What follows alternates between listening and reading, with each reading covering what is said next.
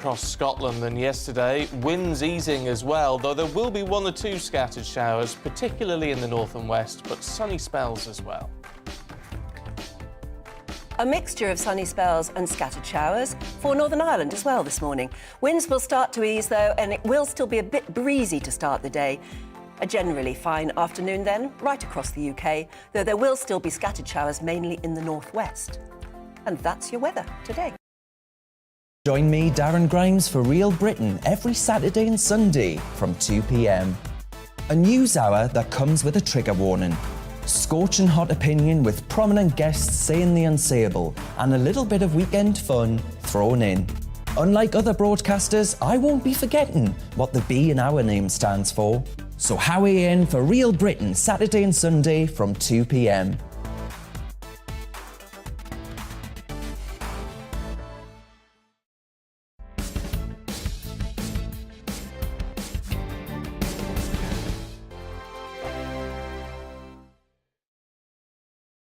We are GB News. We're right across this great nation. On TV, On radio, on digital. Absolutely everywhere. We don't talk down to you. We embrace all voices.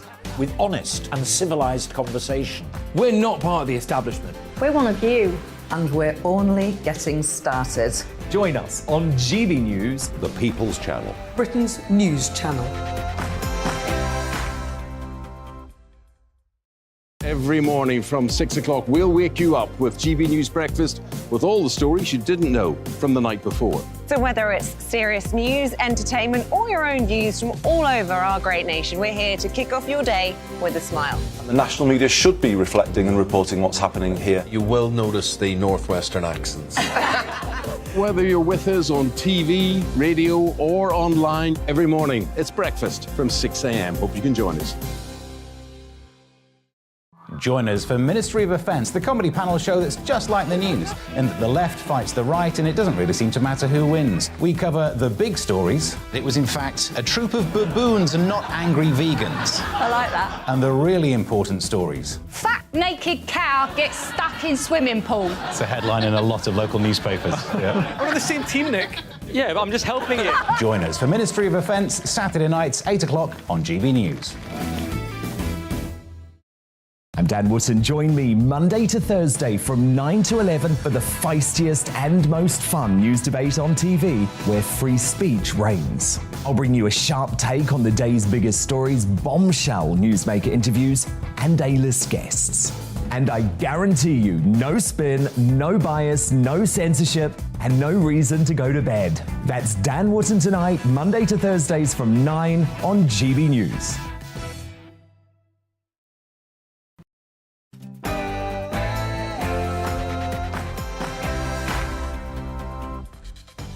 Hello and welcome. I'm Alastair Stewart, and for the next 2 hours, I'll be keeping you company on TV and radio with the stories that really matter across the country and indeed around the world. We've plenty coming up. Today, we're talking about children in care. It costs billions, but many say it's just not delivering and is in need of urgent reform. I'll be talking to the chair of the Education Select Committee, a survivor and a CEO from the private sector. Plus, we have a powerful interview with the Falklands War widow ahead of the 40th anniversary of the liberation. How she copes and how she helps others cope. But first, let's bring you right up to date with all of today's news. Here's Tatiana Sanchez.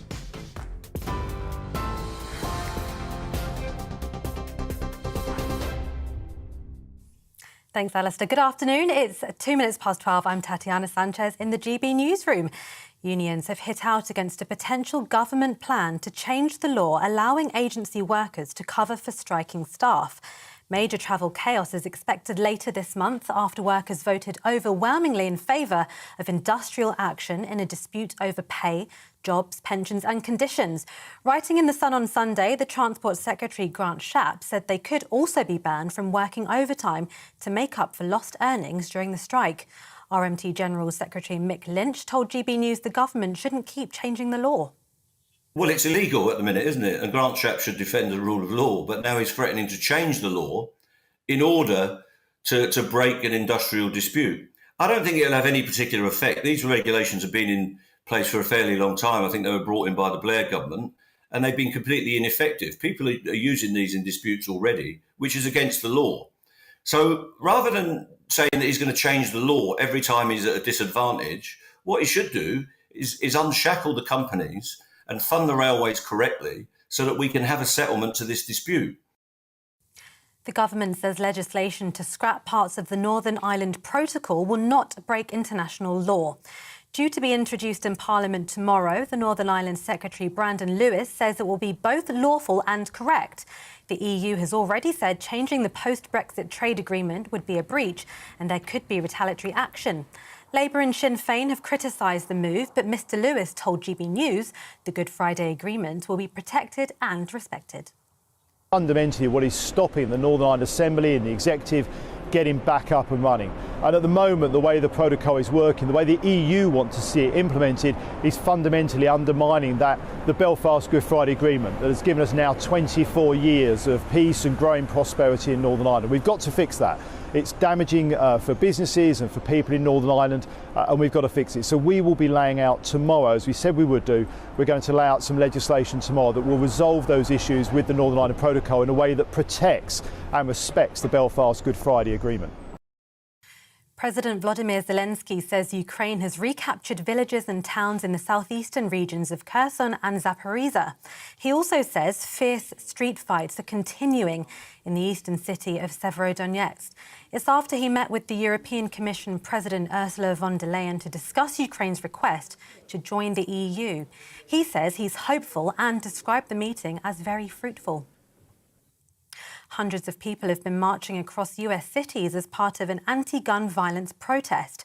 Teachers, students, among others, called on Congress to pass legislation aimed at curbing gun violence. Late last month, a gunman in Uvalde, Texas, killed 19 children and 2 teachers, just days after another gunman killed 10 people in a Buffalo, New York grocery store. President Joe Biden backed the protests. Yes, keep marching. It's important.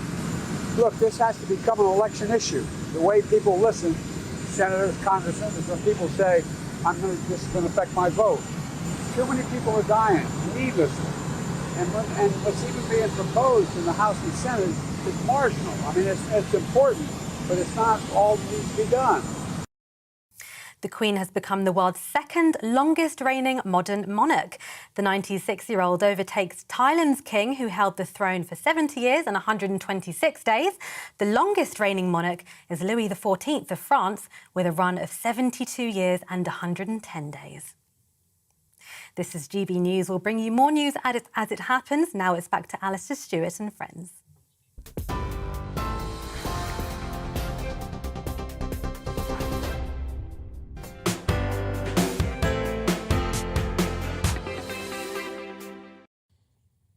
Tatiana, thank you very much indeed. It's 12:05. Today I want to talk about children in care, the child care sector.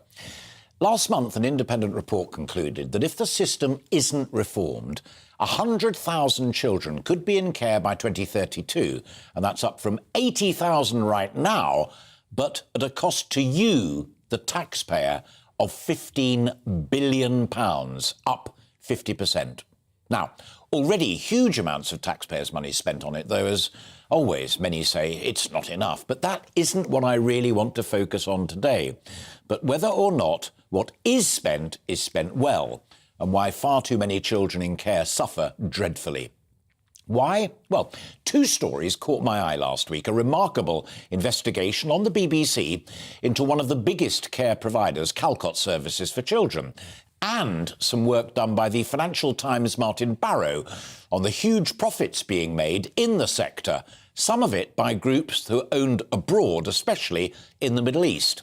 Let me give you an example. Martin wrote, and I quote, "Over the past 2 weeks, I've reported on the financial accounts of just 3 children's social care companies who were paid more than £600 million between them by local councils in just 1 year." Now, last month, a government-commissioned review of children's social care highlighted what it called a broken market that failed to meet the needs of far too many vulnerable children. The author of that report, Josh McAllister, said the BBC's revelations that I just mentioned about Calcott raised several wider issues, including profiteering, inadequate services and weak system oversight.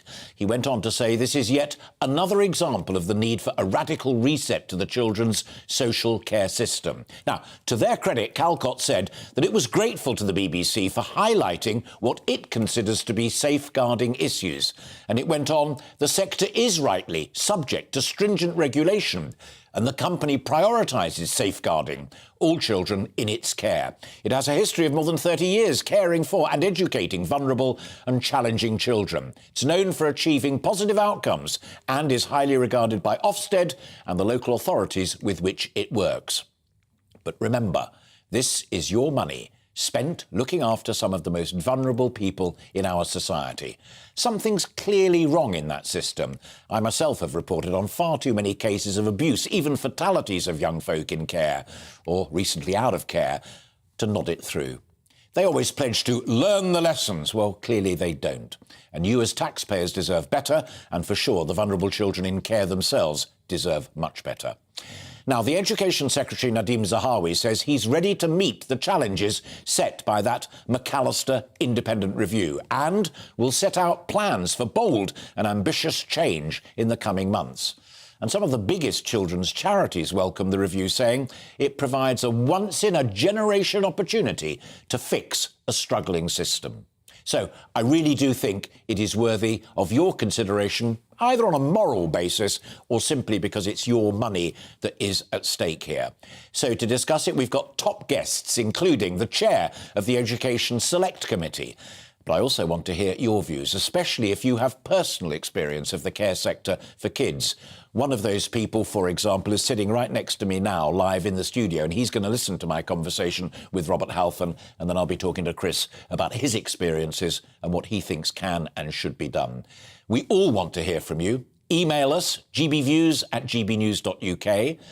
Contact us on Twitter, mine or GB News's, or via Facebook, and we'll share some of those thoughts as we go along.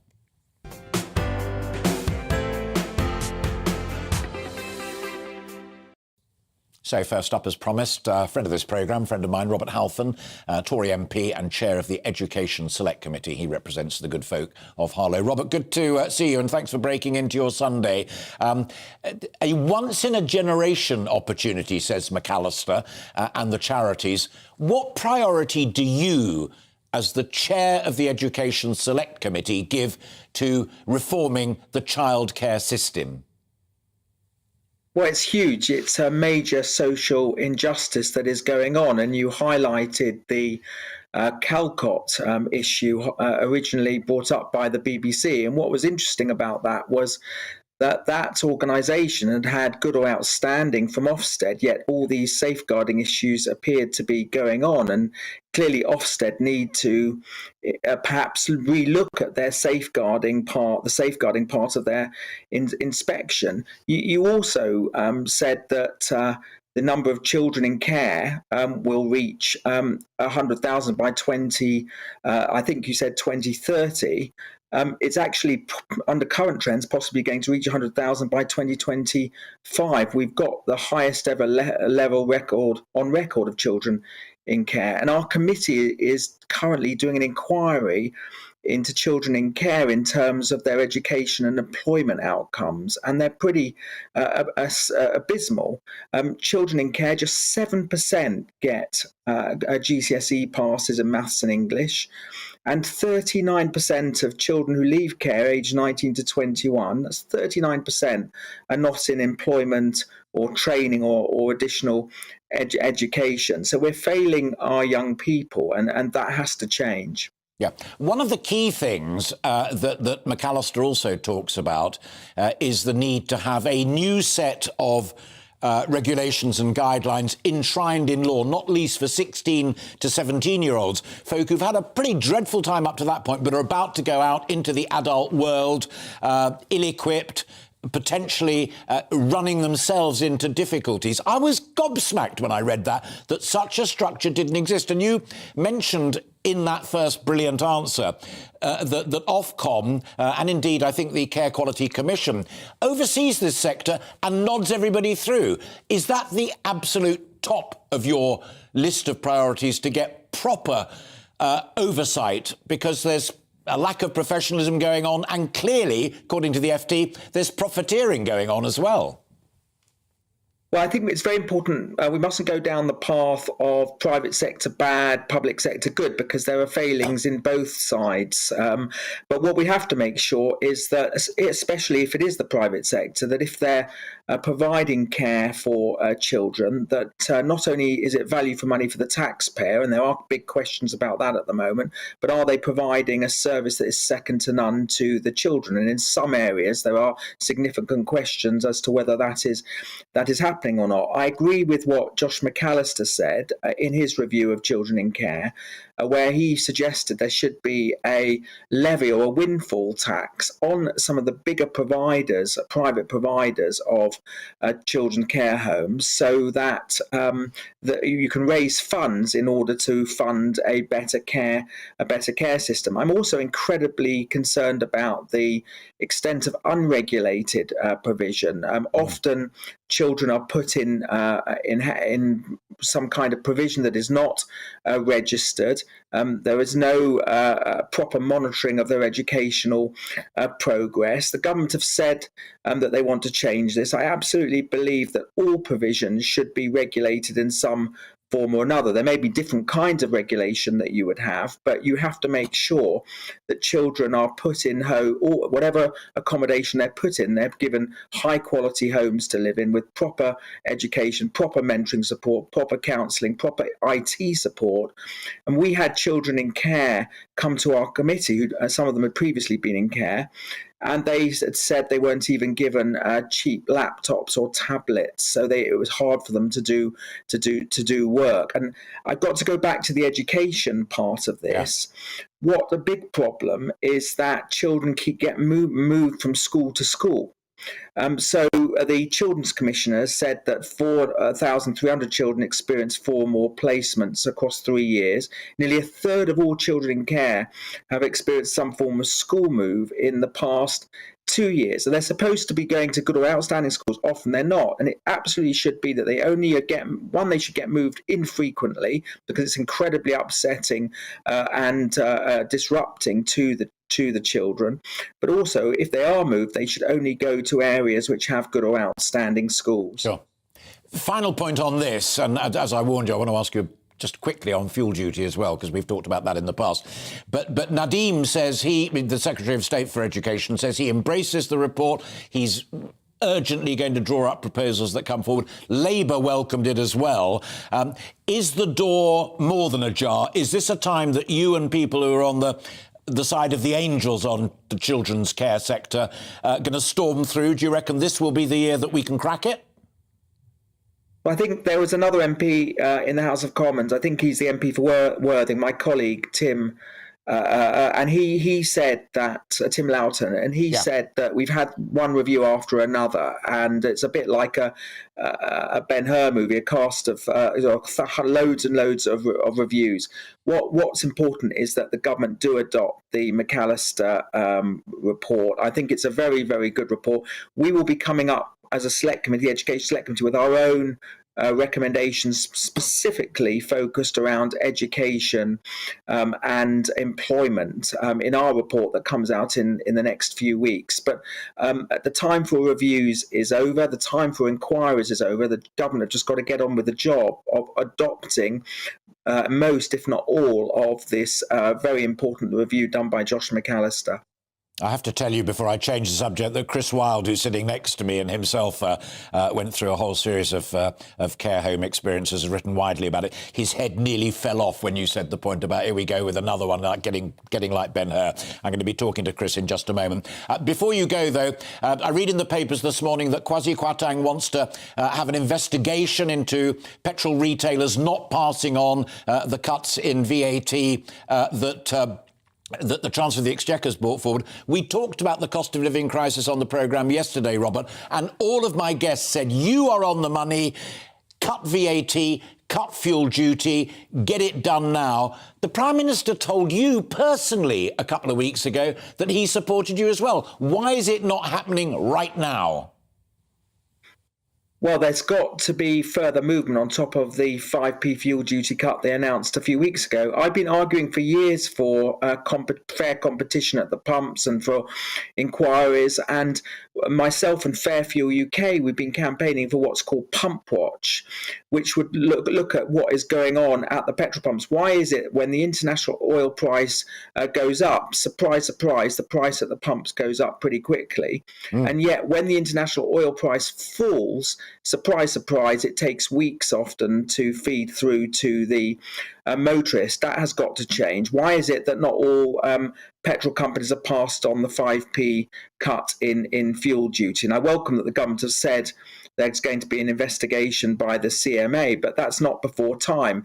In the meantime, my constituents, one individual shopkeeper told me he's spending an extra £12,000 on energy bills. He's got huge costs in transportation. He's going to potentially have to shut up his shop and work from home, again, meaning jobs will be lost.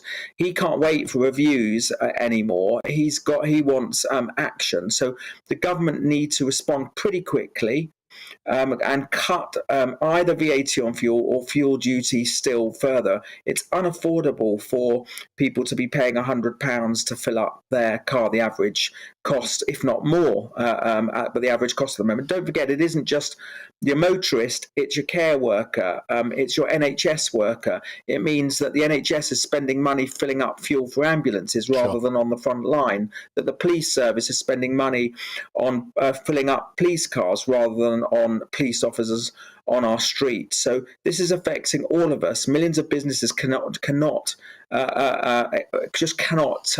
live under these kind of prices. Neither can the public. So I really hope the government will come up with a further package building on what has been, at least we've had the fuel duty freeze and the 5p cut, but they've got to act quickly to deal with this problem. Robert, great to talk to you. Thank you so much. Have a good what remains of your Sunday, and always a pleasure to talk to you. Thank you very much indeed. Robert Halfon there, Chair of the Education Select Committee. As I said halfway through, sitting next to me, listening to that conversation is Chris Wilde. Chris is a youth advisor, a care home consultant and author of Damaged. Why should he write that? Well, because he lived it and breathed it for many, many years, and he is sitting next to me. The bit about Ben-Hur will come to in a moment. Yeah, more blooming reports than you can shake a thing at. But what was your reaction to the general tone of Robert? Because he's not just a Tory MP. He is the chair of the Education Select Committee. Like you've worked with the Department for Education. He's got leverage. Were you optimistic? Yeah, kind of. But you know, when I hear stuff like that, I speak to parliamentary figures every day, speak to civil servants. They all have that same tone. I was involved in the online safety bill 2 years ago, and they all had that same tone. Do you know what that bill is? It's still on a shelf in Parliament waiting to be passed. So when I hear people like Robert talking, I just think, it disheartens me a little bit because, you know, we're at that stage where everybody's great at giving a great speech and latching themselves onto things like this when it happens. When a child dies in care, everybody, politicians in particular, latch themselves onto this. Lessons need to be learnt, more needs to be done. But then it becomes fish and chip paper. Yeah. They're not personally connected to this like I am. You see, I think that's why I made so much of it in my general introduction, is I didn't know how much it cost. Yeah. But that prediction from Josh McAllister that we could hit £15,000 million within 10 years, and Halfon corrected me, it may be sooner than 10 years, for taxpayers, therefore, even if their heart is in the right place and they do care, we go, poor little children, that's a lot of money. It's a lot of money, of course it is. And you've got to think about it. If I'm the only supermarket in a village, I can put a price on my food. And that's how the care sector has become, especially the private sector, where they can put a price on that. They can charge up to £5,000 a week per child. Imagine that, £5,000 a week. The average is £4,000. Exactly. Yeah. And then when you go into that environment, which I have done in the private sector, and you go to the young people's cupboard and you see no frills beans, and then you go to the staff cupboard and you see branded HP beans, that's where there is a dysfunction. Yeah. So if Halfon picked up the phone or you went in to see Nadeem or whatever, you said, OK, come on, Chris, give us the actual the hit list of what we need to do. The one thing I wasn't clear about when I wrote that introduction last night was whether we were talking about profiteering, as the FT suggests, or whether we're talking about people who simply are not up to the job, which is kind of what the BBC report suggests. What do you think? Well, I was involved in a lot of the BBC investigation as well, and it's a bit of both profiteering and people who are not up for the job. There's a lot of directors who are profiteering from this, big corporate companies, who are making, what, I think last year, 300 million profit. This is where they're getting these contracts from central government. They're allowed to do this. Yeah, there has to be more power of intervention to stop that from happening. And would you go along with what Halfon said as well about, OK, so Ofsted do tick boxes and the Care Quality Commission, but they're ticking boxes on places that it would seem from independent authoritative research do not earn a tick. Exactly, and most of these places are hand-selected. At least Ofsted are very good at what they do, but they don't cover the care sector. The care sector is a completely different sector from education and everything else. It needs its own independent regulator to scrutinise and uncover what's going on behind closed doors. Yeah. So the other thing that McAllister said, and it may be that we've got the makings here of cornerstone solutions, one is much clearer and legally enforceable standards, particularly for the 16, 17-year-olds, who in many respects, and you know this because you've been there and done it, are the most vulnerable because they're out and about in the free world shortly after that. So legally enforceable rules there, but maybe not Ofsted, maybe not the Care Quality Commission, but maybe a third organisation that is specifically and fully qualified to look after our young and vulnerable children. Yeah, absolutely. And that's got to be an independent regulator. And I would say those people need to be lived experience, people who've lived there, seen it, breathed it and done it, people like myself. And I'm very interested to see in what Mr. Will Quince comes up with. He's looking at forming independent groups to oversee these recommendations and make sure they're implemented. And that's one of the things we need to look at as a private regulator which is not affiliated to government or Ofsted. Oh, fascinating. Is there an example of that out there? Well, NIAS, people like that, they would be up for the job, maybe, you know, and looking at some of the major charity groups as well. I only butt in to be clear for folk kind enough to be watching our conversation or listening on radio. So the government should set the rules because that's their job of Parliament, but then there should be an independent, freestanding agency that comes around unannounced, unexpected, to check that it's being done. Yeah, and they should have power over local authorities as well. I think being involved in that care review for 15 months, looking at the solution, looking at the alternatives, that's the only way we can guarantee the safety of children, especially 16 to 18, who don't have any legal representation, who are going off and going into jail or becoming homeless. The facts are there. The data is there. Let's respond now. Yeah. And again, that's the human side of it. Yeah. But I'm not wearing a Liberal hat. I don't wear a Liberal hat. But someone's got to pick up the tab for that. And there's only one person who picks up the tab for it, and it's the taxpayer. Of course, it's the taxpayer. But look, like prevention is cheaper than cure. Let me give you an idea here. It costs £250,000 a year to put a young person in jail. That's Cockenwood, Pentonville. It costs about £50,000 to make sure that young person has a loving, supported home to live in and prevent that cost in the future. That's what we've got to start thinking about. Prevention is cheaper than cure. That's an extraordinary point to end on. I'm going to get told off by the good people in my ear, but just one final point. This report, McAllister, was commissioned by Gavin Williamson, and you had a relationship with the Department for Education in those days. Do you see in Nadeem Zahawi, a guy, and Halfon, that this might be the team that could actually get it done this time? Listen, I don't try to be politically correct here, or I'm on the fence here, but my answer is no. I don't think so. But we have the backing of the Labour government, and I'm hoping they can push it through. Labour Party? Labour Party. Not government yet. May never be. Chris, thank you for sharing that, and for sharing your experiences, and for sitting quietly listening to what my friend Robert Halfon said. I hope that the camera and director can sort that out. This is a leaflet. It's chriswild.com. State of it and damaged. Spend time, take a look. Because if you think it's not my problem, those brilliant books will tell you, do you know what? It could be. You're watching and listening to Alastair Stewart and Friends. We've lots more coming up on today's programme.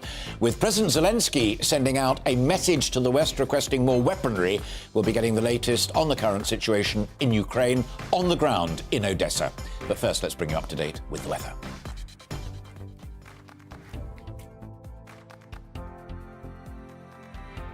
Fine for many, though there will be some scattered showers. Let's take a look at the details. Across southwest England, it will be dry and fine with sunny spells, feeling pleasant in the sunshine, particularly in the east of the region, with highs around 20 Celsius. A similar afternoon in the southeast England, where it will be fine and dry with sunny spells. Temperatures will rise to around 23 Celsius. There will be the odd light shower across high ground in North Wales this afternoon, though elsewhere will be dry with sunny spells. There will be lighter winds across the northwest England than yesterday. It will be a fine afternoon with some scattered light showers around at times, though there will be some sunny spells in between. Across northeast England, it will be a fine afternoon with just the odd isolated light shower at times, though there will be plenty of sunny spells in between, feeling pleasant in the sunshine. A drier and finer afternoon across Scotland than yesterday, with winds continuing to ease. There will be some scattered showers at times, particularly in the north and west, but some sunny spells also. The mix of sunny spells and scattered showers continues across Northern Ireland this afternoon. However, these will start to become lighter and less frequent throughout this afternoon and evening. The scattered showers across the northwest will continue to ease this evening to leave a largely dry night, and that is how the weather is shaping up for the rest of the day.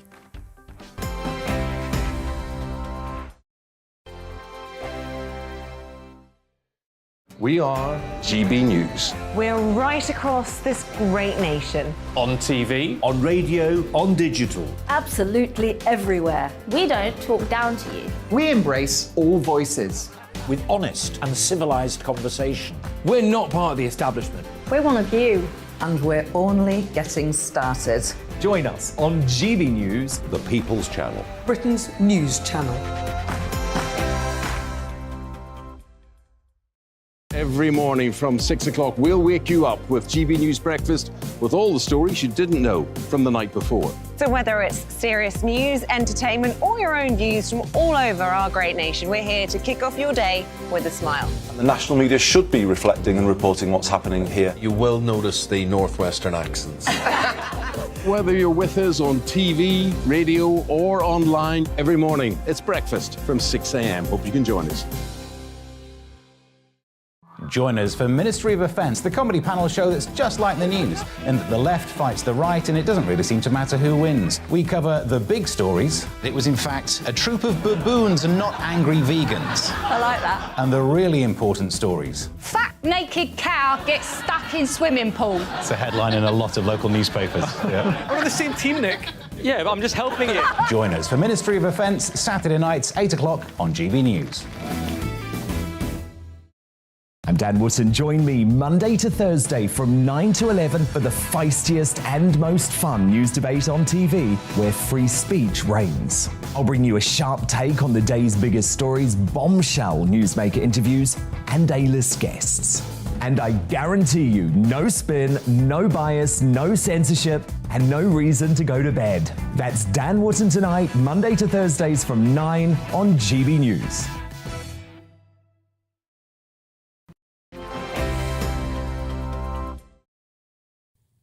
Hello and welcome back. It's just coming up to 12:30 and you're watching and listening to Alastair Stewart and friends here on GB News, TV and radio.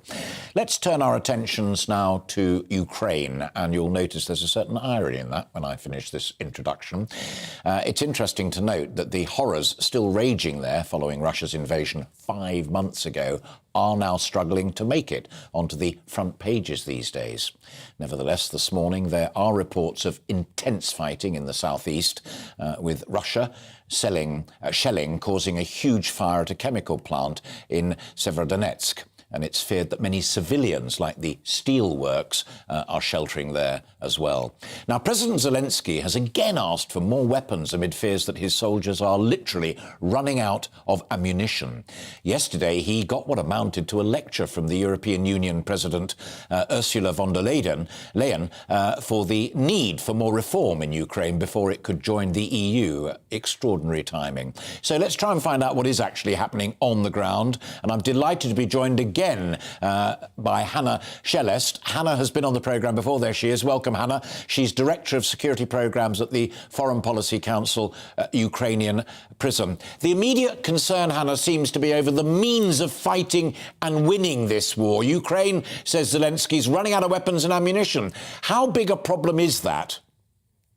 It definitely depends what type of the weapons we are talking, but we understand perfectly that a lot of the heavy weapons being promised to Ukraine a few weeks ago, and now we are waiting for its delivery. The question is why we need it, as we started a counterattack, especially on the south in Kherson region, and over there it is predominantly the artillery war. So if we look to these 109 days of the war, the first month it was the open land aggression by the Russian Federation. Then they started to use predominantly long-range missiles. And now they turned in those occupied territories on the east and on the south to the artillery war. That's what Ukraine been lacking, and that's what we've been asking from our international partners. We have these agreements, but the supply, the delivery, the logistics took much longer than been expected. And that's why we're in the certain stalemate when the fighting are on the high level, but at the same time, we don't know for how long we will have enough to make a proper defense, first of all, but also we understand that now is the best moment for the counterattack, because in some of the dimensions, in some of the villages, we are advancing, we are liberating the territories, and we understand why it is important, while the Russian Federation using this moment to take weapons as far as from the Far East. And we already see the photos of all their trains with the heavy weapons coming from the Far East regions. Is that point about the difficulties of getting stuff to you, is that, putting it quite bluntly, is that countries talking the talk but not walking the walk? Or is it genuinely the difficulty of getting artillery, heavy weaponry from either the United Kingdom or the United States of America into Ukraine? Which is it? It depends on the country, let's be honest, because if we speak about the UK or the US, here everything is straightforward. We have the agreement, we have the order, and now it's just the question of delivery. You can imagine that what is the size of one MLAW or Javelin, that's a little bit easier to deliver. When you're speaking about the serious air defense system, that's a huge track with the very big, long missiles. That's not so easy to transport, and also it's easy to transport maybe till the territory of Poland, but then you need secretly to deliver it for 1,000 kilometers from the western to the eastern borders of Ukraine. And that is like a special operation. Sure. But at the same time, we have countries like Germany. And here we have promises. Olaf Scholz is talking a lot about how he would like to support Ukraine. But then you hear just delays and delays with the actual supply of any type of the weaponry for Ukraine. Finally, and very briefly, you mentioned Germany. The former German defence minister, now the president of the EU Council, Ursula von der Leyen, giving what amounted to a lecture to Ukraine about reform and corruption before you could be considered for full membership of the European Union. I mean, I'm not Ukrainian, but I thought it was an amazing piece of timing. What did you make of it?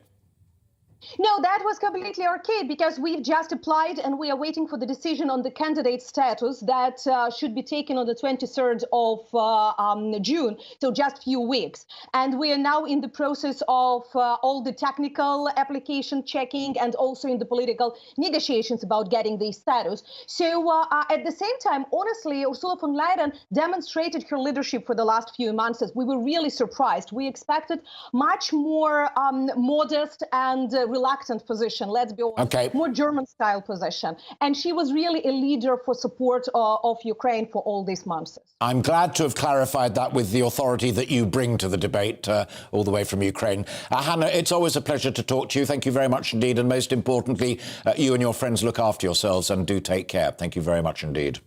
Hannah Shellis there from Odessa Live. You're watching and listening to Alastair Stewart and Friends. We've plenty more still to come this afternoon, including we'll be talking about pig farming and production costs in this weekend's Rural Spotlight. Yep, it's the cost of living on four legs. But first, let's get you the latest news with Tatiana Sanchez.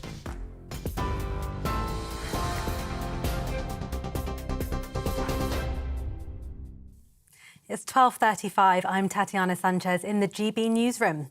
Unions have hit out against a potential government plan to change the law allowing agency workers to cover for striking staff.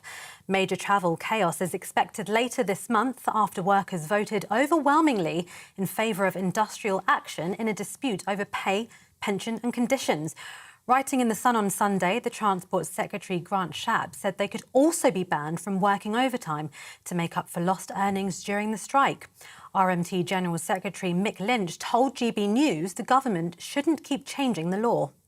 Well, it's illegal at the minute, isn't it? And Grant Shapps should defend the rule of law, but now he's threatening to change the law in order to break an industrial dispute. I don't think it'll have any particular effect. These regulations have been in place for a fairly long time. I think they were brought in by the Blair government, and they've been completely ineffective. People are using these in disputes already, which is against the law. So rather than saying that he's going to change the law every time he's at a disadvantage, what he should do is unshackle the companies and fund the railways correctly so that we can have a settlement to this dispute. The government says legislation to scrap parts of the Northern Ireland Protocol will not break international law. Due to be introduced in Parliament tomorrow, the Northern Ireland Secretary Brandon Lewis says it will protect and respect the Good Friday Agreement. The EU has already said changing the post-Brexit trade agreement would be a breach and there could be retaliatory action. The Queen has become the world's second longest reigning modern monarch. The 96-year-old overtakes Thailand's king, who held the throne for 70 years and 126 days. The longest reigning monarch is Louis XIV of France, with a run of 72 years and 110 days. TV, online and DAB+ radio, this is GB News. Don't go anywhere. Alistair's back in a moment.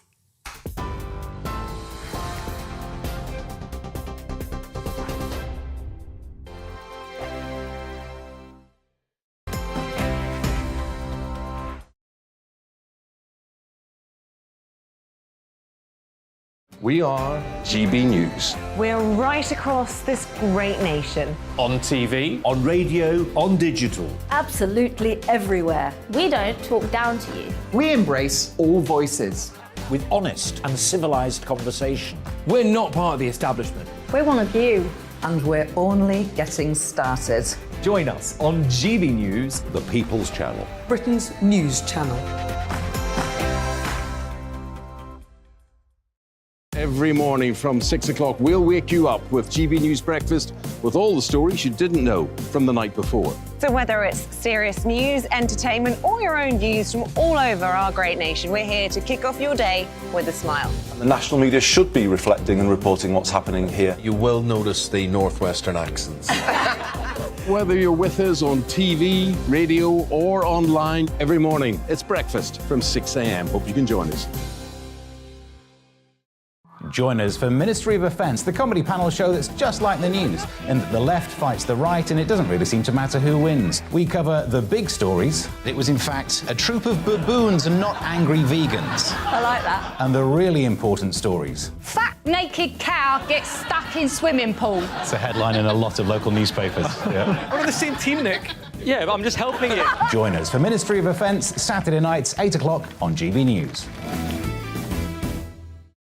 I'm Dan Wootton. Join me Monday to Thursday from 9 to 11 for the feistiest and most fun news debate on TV, where free speech reigns. I'll bring you a sharp take on the day's biggest stories, bombshell newsmaker interviews, and A-list guests. And I guarantee you, no spin, no bias, no censorship, and no reason to go to bed. That's Dan Wootton tonight, Monday to Thursdays from 9 on GB News.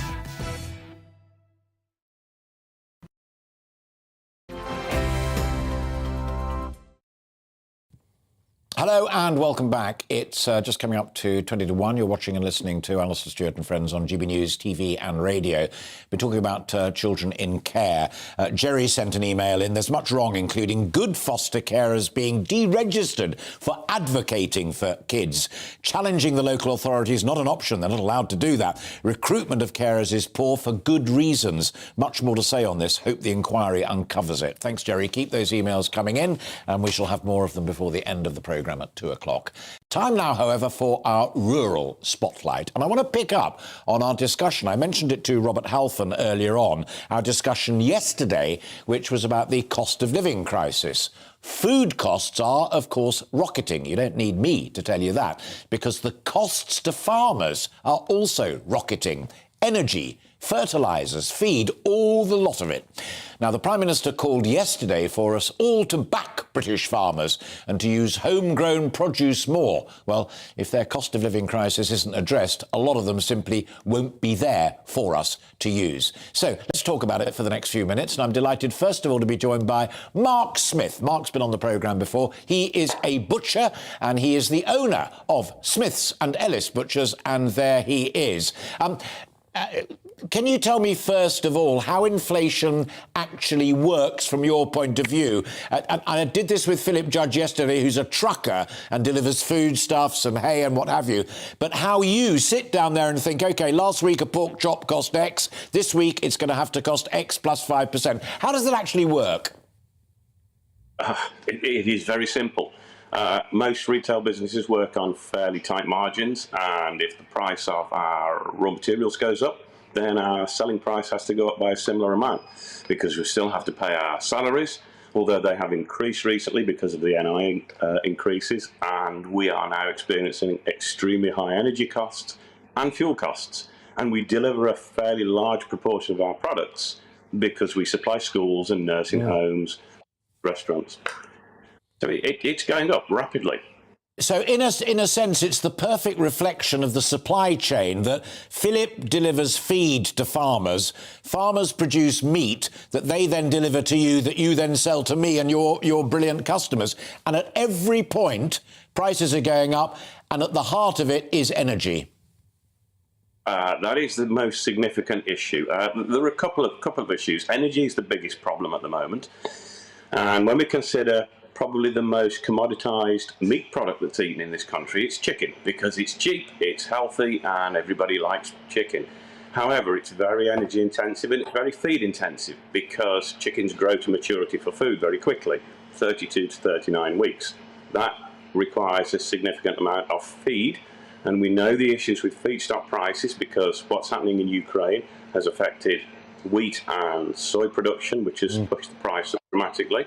And the energy used to warm the young chickens, and then the energy used to transport them, to process them, to get them to customers, has increased hugely. And that has a knock-on effect on the final selling price. Yeah. Well, funnily enough, I'll be talking to someone from the NFU Poultry Committee after you and I have finished our conversation. But I'm not one who's into great drama or stuff like that. But the other point Philip Judge made yesterday, and he runs a family business as well, same as you, is he said unless it's sorted, unless those energy prices are got down in some way or another, he fears that his business could go out the window. He could go bust. Is it looking that bad for you, Mark? I think it really could. Where the smaller businesses exist, like ourselves, we don't have the financial reserves to cover huge energy increases. We don't have the purchasing leverage. So it really does put a lot of us at serious risk of being unable to continue. What we would hope would happen in a normally moderated market is that you would see that prices would increase slightly to us, we would increase our selling price slightly, and everything remains in balance. Because it is increasing at such a rapid amount, it's not quite at the point, but it's reaching the point where meat is becoming almost a luxury food. And that means that our future is potentially strictly limited. We're not a supermarket, so we don't supply everything else. So it has got a massive impact for certain sectors, certainly within agriculture. And we work closely with the local farms, and we know the pain that they're going through as well. We cannot pass the prices on quick enough for us to remain viable. And he was absolutely right in saying we may not weather this, primarily because of energy costs.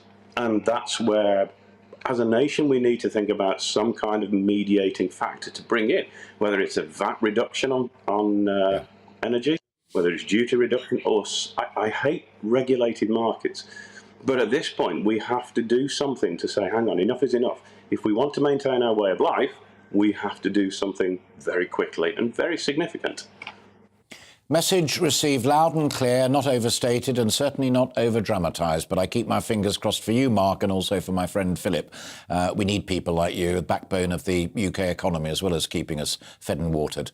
Great to talk to you, Mark. Thanks for finding time for us again. You keep in touch with us, but I genuinely wish you well. We will. Thank you. Mark Smith there, the owner of Smith's and Ellis Butchers.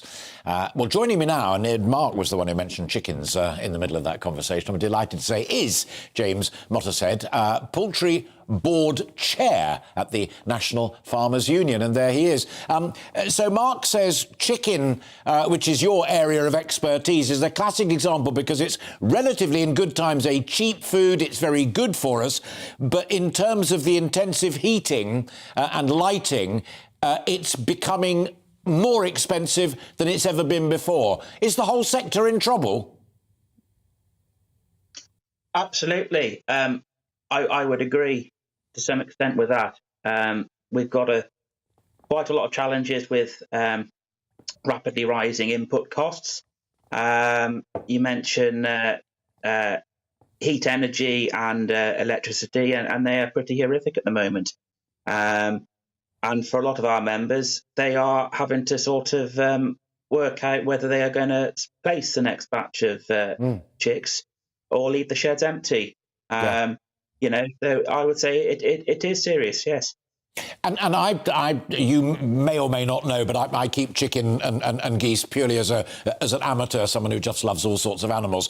So we had to go through the good behaviour during the avian flu and keep disinfectant and covers and stuff like that. We're out of that now, but I do know for a fact that some commercial poultry farmers and egg producers got pretty damn close to the line as a result of avian flu as well. Could this be the energy crisis that breaks the back of some of those that are only just now recovering from avian flu? Well, firstly, we're still under avian flu challenges where I am located. Just up the road, there are 2 farms that have just tested positive in the past week with avian flu, commercial farms at that. Yeah. And for a lot of, you know, I would say for a lot of producers out there, they haven't got a lot of flesh on the back at the moment. And, you know, you start putting rapidly increasing input costs onto them without them being able to see a return from the market. And a lot of producers will leave the market and we will see a lot of contraction. Yeah. Fascinating. And just to be clear to folk watching us on television or listening on radio, I am not a lawbreaker. As James pointed out, there are different rules. It depends whether you've had an outbreak. In Hampshire, we're clear at the moment. In Shropshire, they clearly aren't. I don't want there to be someone from the DEFRA outside waiting to nick me when I leave the studio. The final point is this, and you chair this NFU committee, so you know a good deal about the thinking within the NFU, and the boss has given a big interview in The Observer this morning in response basically to the Prime Minister saying that he wants all of us to back Britain's farmers, to shop locally, to buy British and all the rest of it. And she's saying that's becoming increasingly difficult for the industry. How worried are you, not just for poultry, but for British farming generally? Because it's perfectly clear Boris Johnson's heart is in the right place, but it's damn tricky for farmers right now. I would agree with that. And I think that the proof will be in what actually does happen. It's all very well to suggest that we're going to do this, we're going to do that. Well, you know, we need some action, really, and which hasn't happened. And, you know, you can't keep expecting farmers to keep producing and then put ampfuls of legislation on them, which costs an absolute fortune for them to comply with, and then expect it all to be rosy. You know, it's very tricky. You know, so it'll be very interesting. Well, at least you've got a farmer as the Secretary of State for Agriculture and Fisheries, so let's hope that he has the ear of the Prime Minister as well. But Minette's interview in The Observer is well worth reading. James Motterhead, great to talk to you as well. I wish you well, as I said to Mark the Butcher. We want people like you to not only survive but to thrive as well. So good luck to you and to your sector, and thanks for finding time for us this Sunday afternoon. So James Motterhead there, Poultry Board Chair at the National Farmers Union. Now, we head for the top of the hour, and I want to head back to the Jubilee weekend for a moment. It's a total change of tack. That's why I suddenly paused. Yes, we're doing that next, but I do definitely want to do this next item, very much so. I don't think I was alone in being transfixed, literally, by the Cambridge children on the balcony during the fly past and later on when they were sitting with mum and dad at the concert. They were these children born to great stations in life, but they were funny, they were naughty, they were normal, and they were so very different between themselves as well. So I thought, does it tell us anything? Should we learn anything from it? Should we celebrate it, or do we just move on? So we asked body language expert Judy James to join us, and in fact, looking at the coverage in the newspapers this morning, it gets even more interesting. We'll come to that at the end of this conversation. But Judy, first of all, what I saw amongst those children, and I'm blessed, my wife and I, with 4 children, and they are all very, very different people. But looking, they've been on the balcony, and I'm sure they never will do. But looking at those 4, what I saw was a cool little king in waiting, a wonderfully bossy big sister, and the naughty number 3. What did you see? I love that. We definitely saw 3 very different personalities. And I think with George, I love the way that he's almost inherited the traits from Diana and his father, William, which is where one minute he will look quite shy, and then the next minute we can see this confidence coming through. William's clearly taken him very closely under his wing to mentor him, and they look like mini-me's now. And for me, one great moment was when they sung Sweet Caroline, and William was doing the chorus and George was doing the boom, boom, boom. I mean, they were such a bonded team. But there was a fascinating moment with George that not everybody picked up on, which is where not only is he learning the royal role, he's actually leading his father a little bit now, because there was a moment when the carriage rumbled up, and you could actually see George was the one that leapt to his feet, did up his little jacket, and then turned around to nudge his father to get up with him. So I rather like the fact with those 2 that I would be so happy. William, I think, is learning from the mistakes of previous generations rather than emulating. I mean, he clearly is going to do right by George. I really hope as well that he's going to get rid of that. The Queen's children, that generation, they seem to be marinated in this idea that it's all to do with the burden of duty, and they can be quite self-pitying at times about their role. And I get the feeling that George is getting some enthusiasm built from his father, that he sees it as a privilege and something to be used to create good rather than to hold a little pity party about. Charlotte, I love watching Charlotte. I loved her from the moment she nosed in Camilla's handbag. Did you see that in the carriage? Yeah. It was as though she was on security duty, you know. She was like a security check going on. And I love the way that she is a little bit like the prefect. I don't think she's bossy, because they're taking it really well. If she was bossy... No, let me just butt in literally just for a few seconds, because while you were talking, the director put up some pictures of the balcony scene, and at that point Charlotte was just looking up and enjoying it all. But there was that magical moment when the Queen, who is great grandma, is saying down to Louis, look up there, and his response is no, look up there, and it's like semaphore between the 2 of them. That's a natural family. They may be Mountbatten, Windsor's heirs apparent, queens, kings, and the rest of it. But that was a natural, functioning family. And what a joy to see that. Yeah, and I love the way, I think there's quite a lot of Tyndall going on in that, because you could see the Tyndall. The Tyndalls are just spontaneous. They always look like they're having the best fun. They look like they enjoy life. And I love the way that Zara's children seem to be very friendly with William and Kate's children.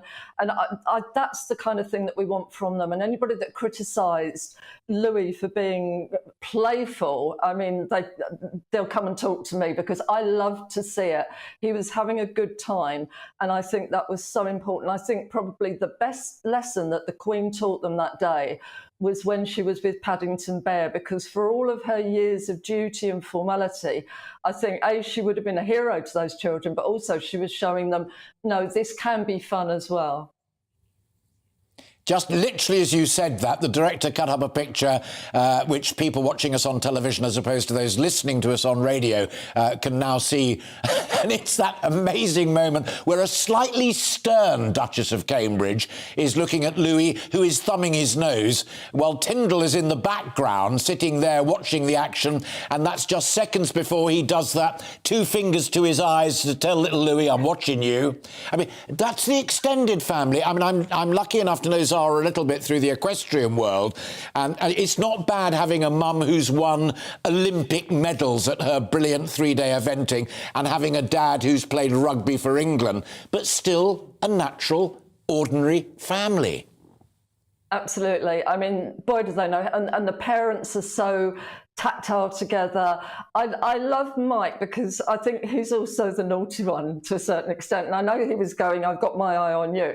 But I want to know who Louis learnt that gesture from. The sort of blowing a raspberry. It's quite an old-fashioned gesture. And did you notice while he was doing it, Mike suddenly, his gaze went above Louis's head as though this is nothing to do with me. But I love with Louis, and we can see him here now as well. Yeah. He lap surfed, didn't he? And he ended up on Charles's lap. And this is a view of Charles that we don't get to see a lot of. Yeah. The way that Louis was so natural with Charles and with the Queen, I think that did show us that they spend a lot of time together. Children don't lie. Children are very honest in their body language. He looked totally comfortable with them, which was great. Finally, I'm passing this via you, as it were, to the people who are kind enough to watch our conversation and listen on radio. A brilliant two-page spread, I think, in the Sunday Times about the big game plan of the Duke and Duchess of Cambridge to make absolutely sure, whatever happens, those kids grow up as normally as possible at regular schools without governesses, but as close as security and the rest of it allows, like the rest of us. Judy, I really enjoyed that. It was a bit of a laugh, but it was also very informative too. Thanks very much indeed for your time there. Thank you. Judy James, body language expert, casting her expertise upon the behaviour of those children. And why not? You're watching and listening to Alastair Stewart and Friends, and we've more still to come on the programme this afternoon in our final hour. We have a very moving interview with the Falklands war widow ahead of the Liberation anniversary on Tuesday. And believe me, I've done a lot of interviews over the years. This is one that you won't want to miss. But first, let's bring you up to date with the weather. Looking ahead to this afternoon, and the UK is looking mostly dry and fine for many, though there will be some scattered showers. Let's take a look at the details. Across southwest England, it will be dry and fine with sunny spells, feeling pleasant in the sunshine, particularly in the east of the region with highs around 20 Celsius. A similar afternoon in southeast England, where it will be fine and dry with sunny spells. Temperatures will rise to around 23 Celsius. There will be odd light showers across high ground in North Wales this afternoon, though elsewhere will be dry with sunny spells. There will be lighter winds across the northwest England. Then yesterday it will be a fine afternoon with some scattered light showers around at times, though there will be sunny spells in between. Across northeast England, it will be a fine afternoon with just the odd isolated light showers at times, though there will be plenty of sunny spells in between, feeling pleasant in the sunshine. A drier and finer afternoon across Scotland than yesterday, with winds continuing to ease. There will be some scattered showers at times, particularly in the north and west, but some sunny spells also. The mix of sunny spells and scattered showers continues across Northern Ireland this afternoon. However, these will start to become lighter and less frequent throughout this afternoon and evening. The scattered showers across the northwest will continue to ease this evening to leave a largely dry night. And that is how the weather is shaping up for the rest of the day.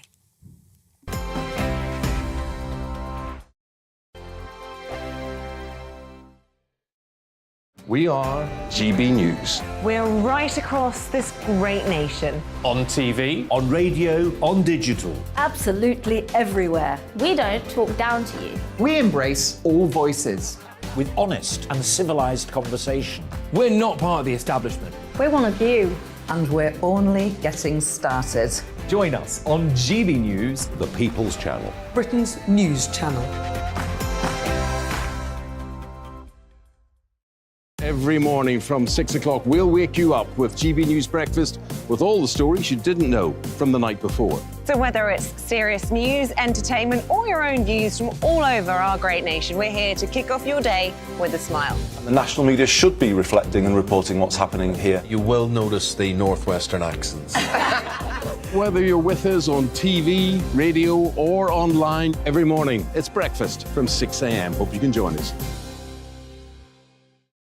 Join us for Ministry of Offence, the comedy panel show that's just like the news, in that the left fights the right and it doesn't really seem to matter who wins. We cover the big stories. It was in fact a troop of baboons and not angry vegans. I like that. And the really important stories. Fat naked cow gets stuck in swimming pool. It's a headline in a lot of local newspapers. Yeah. We're on the same team, Nick. Yeah, but I'm just helping you. Join us for Ministry of Offence, Saturday nights, 8 o'clock on GB News.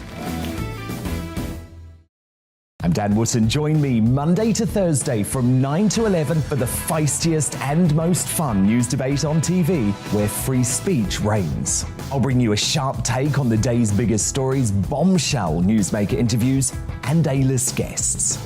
And I guarantee you, no spin, no bias, no censorship, and no reason to go to bed. That's Dan Wootton tonight, Monday to Thursdays from 9 on GB News.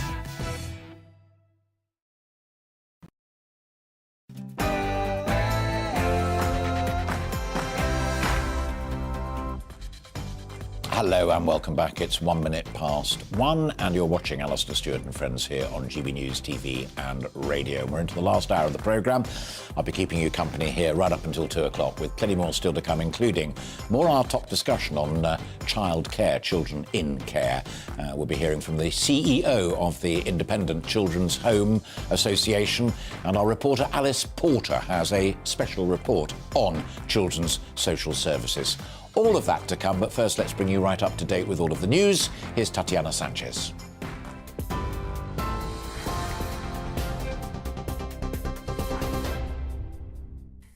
Good afternoon. It's 2 minutes past 1. I'm Tatiana Sanchez in the GB newsroom. Unions have hit out against a potential government plan to change the law allowing agency workers to cover for striking staff. Major travel chaos is expected later this month after workers voted overwhelmingly in favour of industrial action in a dispute over pay, pensions and conditions. Writing in The Sun on Sunday, the Transport Secretary Grant Shapps said they could also be banned from working overtime to make up for lost earnings during the strike. RMT General Secretary Mick Lynch told GB News the government shouldn't keep changing the law.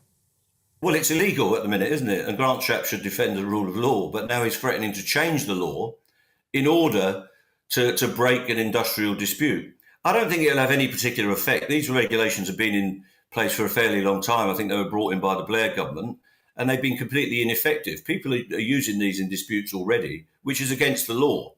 So rather than saying that he's going to change the law every time he's at a disadvantage, what he should do is unshackle the companies and fund the railways correctly so that we can have a settlement to this dispute. The government says legislation to scrap parts of the Northern Ireland Protocol will not break international law. Due to be introduced in Parliament tomorrow, the Northern Ireland Secretary Brandon Lewis says it will be both lawful and correct. The EU has already said changing the post-Brexit trade agreement would be a breach and there could be retaliatory action. Labour and Sinn Féin have criticised the move, but Mr Lewis told GB News the Good Friday Agreement will be protected and respected. Fundamentally, what is stopping the Northern Ireland Assembly and the Executive getting back up and running. And at the moment, the way the protocol is working, the way the EU want to see it implemented, is fundamentally undermining the Belfast Good Friday Agreement that has given us now 24 years of peace and growing prosperity in Northern Ireland. We've got to fix that. It's damaging for businesses and for people in Northern Ireland, and we've got to fix it. So we will be laying out tomorrow, as we said we would do, we're going to lay out some legislation tomorrow that will resolve those issues with the Northern Ireland Protocol in a way that protects and respects the Belfast Good Friday Agreement. Tens of thousands of people have been marching across the US protesting against gun violence. Hundreds of rallies were held across the country with demonstrators demanding stricter laws. It follows a number of mass shootings in the last month. In Uvalde in Texas, a teenage gunman killed 19 children and 2 teachers just days after another armed man killed 10 people in Buffalo in the state of New York. President Joe Biden backed the protests. Yes, keep marching. It's important. Look, this has to become an election issue. The way people listen, senators, congressmen, is when people say, this is going to affect my vote. Too many people are dying needlessly. And what's even being proposed in the House and Senate is marginal. I mean, it's important, but it's not all that needs to be done. President Volodymyr Zelensky says Ukraine has recaptured villages and towns in the southeastern regions of Kherson and Zaporizhzhia. He also says fierce street fights are continuing in the eastern city of Severodonetsk. It's after he met with the European Commission President Ursula von der Leyen to discuss Ukraine's request to join the EU. He says he's hopeful and described the meeting as very fruitful. McDonald's has been rebranded in Russia after the fast food giant pulled out of the country over the Ukraine war. Under Russian ownership, the first 15 restaurants have opened under a new name, which translates to tasty and that's it. The relaunch was disrupted by a lone protester with a sign saying, "Bring back Big Mac." The food is said to taste the same, but any reference to the American company has been removed. And the Queen has become the world's second longest reigning modern monarch. The 96-year-old overtakes Thailand's king, who held the throne for 70 years and 126 days. Louis XIV of France holds the title for the longest reigning monarch with a run of 72 years and 110 days. This is GB News. We'll bring you more news as it happens. Now it's back to Alastair Stewart and friends.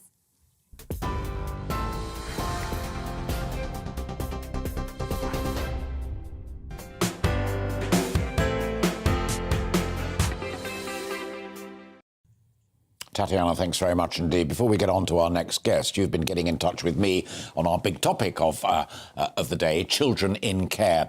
Elizabeth says, we endlessly hear about select committees and others making recommendations, but unless these are actually acted upon, they are worthless, and I remain to be convinced. And I think that was Chris's view as well, my studio guest in the first hour. Jerry says, and I did read this out before, I'm going to read it again because it's a very important one. Jerry says, much is wrong, including good foster carers being deregistered for advocating for kids. Challenging the local authorities, not an option. Recruitment of carers is poor for good reason. Much more to say on this, and I hope the inquiry uncovers it. And finally, Clive, I'm a child in care social worker, and I can vouch for the lack of choice of where I can place my young people. I struggle to find foster carers and have very little choice when it comes to residential placements, so they end up charging what they like. Thank you for that. Keep those coming in. It's coming up to 8 minutes past 1, and if we have time at the very end of the programme, we shall read out some more. We're going to continue that conversation now, and I'm absolutely thrilled to bits that our next guest has agreed to be a part of our conversation about children within the care system and the calls for a once-in-a-generation review and indeed reform of that troubled and costly sector. My next guest is indeed Peter Sanderford, and Peter is the Chief Executive Officer of the Independent Children's Homes Association. And through you, first of all, Peter, thanks to whoever it was on your team who sent me that lengthy background document last night, which I'll come to in a moment, particularly on costs, but it was genuinely, very, very helpful, because you read stuff in the papers, you read stuff on, that was a very, very good document. So it informs my very first question. Does your sector feel battered, or do you accept that a few wrong-uns, as it were, have let you and the kids down?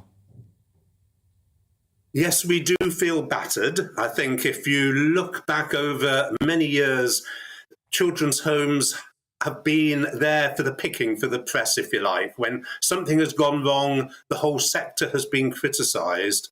And I personally believe that's now impacting on how we can recruit staff, how people want to come and work in the sector. If we look back to when I started work in the sector, it was, in the mid-70s? And it was a really desired place to be. People with a social conscience wanted to work in it.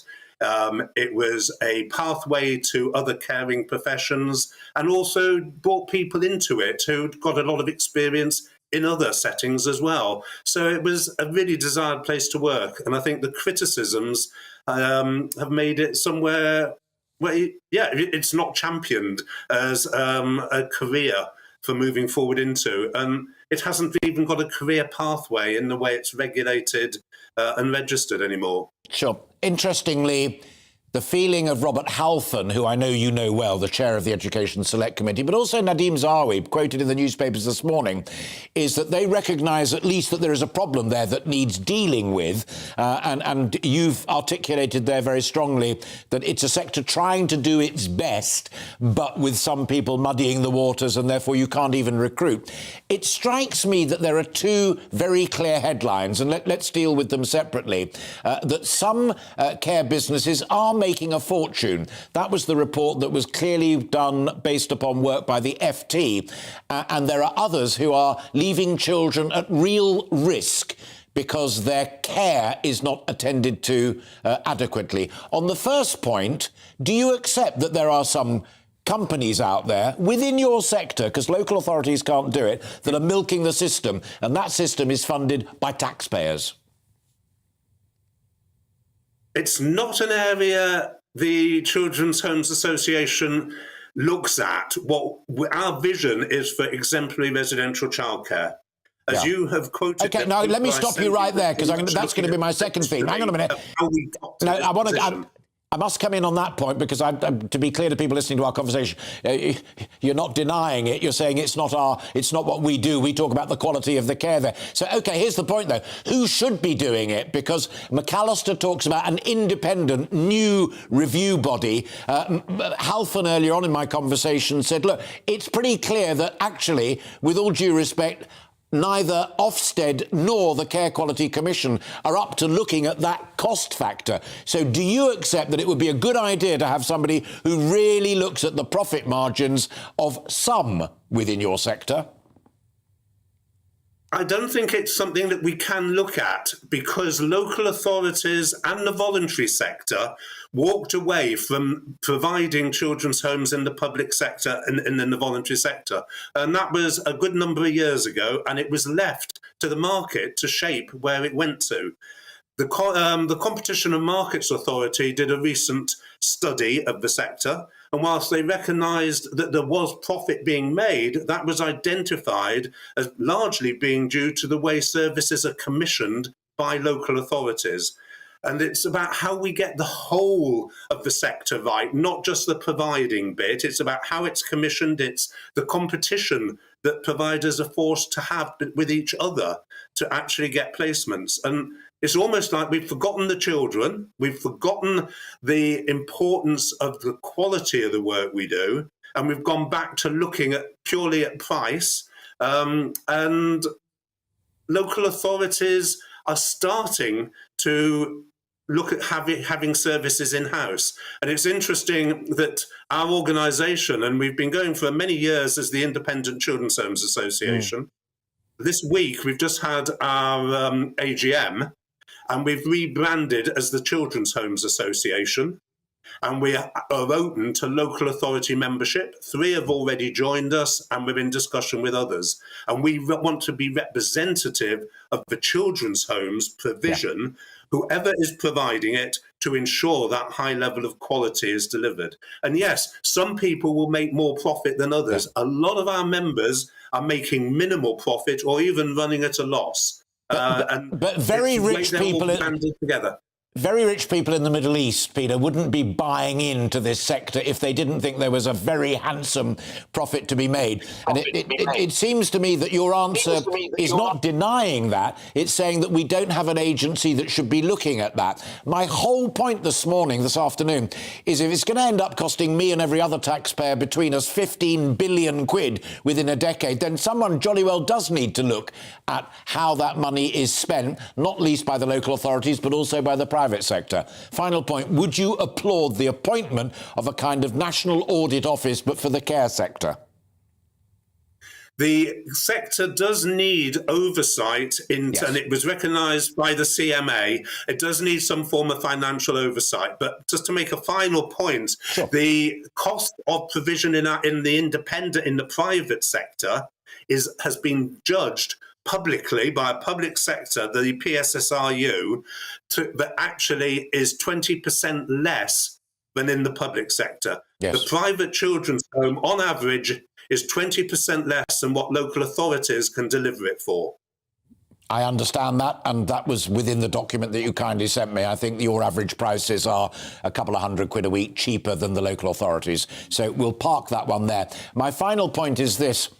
I think the most shocking thing to me in the McAllister report was when he said that we need, or the sector needs, new legally enshrined standards. The standards that are there in legislation at the moment are not up to muster. They don't meet the day and age that we live in now. And that's why some groups, like allegedly Calcott and others, are getting away with stuff. Would your sector welcome the crafting of new legally enshrined standards that could then be policed by Ofsted, by Care Quality Commission, by whomsoever? They do need reviewing. I think what McAllister did say, though, was he was advocating the removal of some of those safeguards. So the independent reviewing of each children's home by what is called a Regulation 44 visitor was going to be removed. The independent reviewing officer was going to be removed. Now, they are two safeguards which young people talk about as being so important, and we would certainly be advocating as important and should certainly remain in place. I could not agree with you more, and what a brilliant point to end it on. Peter, I'm afraid that is all that we have time for, but let me repeat again, thanks for coming on the programme. We had someone here with us earlier who'd been through the care system very unhappily. We had Robert Halfon, and I just wanted you as well. It's the perfect triangle to get this important debate and discussion going. So, Peter, to you and your team, thank you very much for your time, and I hope you have a fruitful Sunday afternoon. Good to talk to you there. That was Peter Sanderford, who's the Chief Executive Officer of the Independent Children's Homes Association, and I hope that added food for thought. Fascinating about the fact that there isn't an agency that looks authoritatively at the cost factor that you and I are having to pick up, but I think he said that maybe there was a demand for that, but certainly in terms of having new and legally enshrined standards of care for those young folk, everybody agreed on that, and as soon as possible. Now, you've been sending in your views about that conversation on childcare. Let's get some more. Marilyn says, as there is a system whereby an elderly person can have an advocate who looks after their interests, why don't we set up a system whereby one can become an advocate for a child in care? One used to be able to become honorary auntie and uncle or granny or grandpa to those in care. I feel there's too much separation for children in care from ordinary families. Absolutely brilliant point, and thank you. I'll pass that one on directly, actually, to Robert Halfon, because it's brilliant. Carl joins the conversation. From education to care, our children are being let down. From schools to universities, I've seen it mainstream to special schools. Politicians playing with our futures, saying that they want the brightest and the best. We pay astronomical prices for education, pitting one against another. Upper, middle, lower class, wheat and chaff, disabled and able-bodied. There is profiteering in private and public sectors. Dan says, we don't pay childcare workers enough, and it's mainly due to our society being addicted to cheap goods and services from abroad. At the end of the day, children need to be looked after by the parents who need to take responsibility for them, except, of course, orphaned children. More personal responsibility and less government intervention on simple supply and demand issues is my opinion. I agree with a lot of that, but please don't ever forget that there are some kids for whom that luxury of two parents or even one parent, let alone a guardian, just doesn't exist. It's their circumstances, and we need to embrace that and care for them as much as for anybody. Mary, looking at setting up such organisations that will have huge staff costs. That's interesting. We'll soon find young people complaining that they were dealt with by a professional stroke privileged group who didn't understand them, while they wanted the love, fun, acceptance of a family to be accepted into. That would inevitably have strengths and weaknesses, as most families have. That's a very, very fair point. And somebody else tweeted earlier on, didn't they, about the difficulty it is to recruit people into the sector, as indeed Peter said, because it has a bad reputation and therefore who would want to work in it anyway? Thank you for all of those thoughts, and I really am seriously grateful, because I knew it was going out slightly on a limb, but when I saw that £15 billion figure, I thought people are going to want to talk about this a little bit, and then I realised that you do, like me and many others, actually care about the kids as well. So thanks very much indeed. And don't forget to subscribe to our YouTube channel. If you missed any of my interviews today or conversations with those good people who found time for us, they'll all be there on our YouTube channel, and we are at GB News. Now, rounding off this conversation, when we first talked a few days ago about wanting to do it and asked the question, are children's services failing to protect some of our young people? We had another idea. Since the beginning of the pandemic, there have been worrying numbers of deaths of children who died at the hands of those who were meant to be protecting them. That came out and was covered on the news and the newspapers. Star Hobson, Arthur, Labino Hughes, and the list just goes on. Lockdowns made it harder for people to notice abuse taking place, but could more have been done to protect them? We asked Alice Porter, our reporter, to take a look at some of the shocking cases which did hit the headlines. On average, at least one child is killed a week in the UK, and the deaths are most commonly caused by the parent or step-parent. 7-year-old Hakeem Hussein died in a freezing garden in Birmingham on the 26th of November 2017 from an asthma attack. 6-year-old Arthur Labinjo Hughes died on the 17th of June 2020 in Solihull after a fatal blow to the head. 16-month-old Star Hobson died on the 22nd of September 2020 in Keighley after suffering catastrophic internal injuries. And 5-year-old Logan Wangi's body was found on the 31st of July 2021 in Powys with multiple injuries. Lockdowns made it easy for vulnerable children to become invisible. Teachers stopped seeing children face-to-face, making it harder to raise concerns of potential abuse. But the NSPCC say since the pandemic, they've referred more children than ever to social services, as Vicky Nevin explains. So in 2020-21, which was the first year of the pandemic, the NSPCC helpline saw a 23% increase in contacts from adults that were concerned about a child's well-being or welfare. And that meant that we had to refer more of those cases than ever to children's social services. So that was almost 40,000 referrals, which is about 110 each day, and that's more than ever before. But Arthur Labinjo Hughes and Star Hobson had both been visited by social workers who found no signs of abuse. The reality could not have been more different. Arthur was subjected to a series of punishments, including being force-fed salt. Doctors found 130 injuries on his body. Repeated referrals were made by family members, but no action was taken. Similarly, Star Hobson suffered sustained abuse at the hands of her mother and stepmother, during which 5 referrals were made.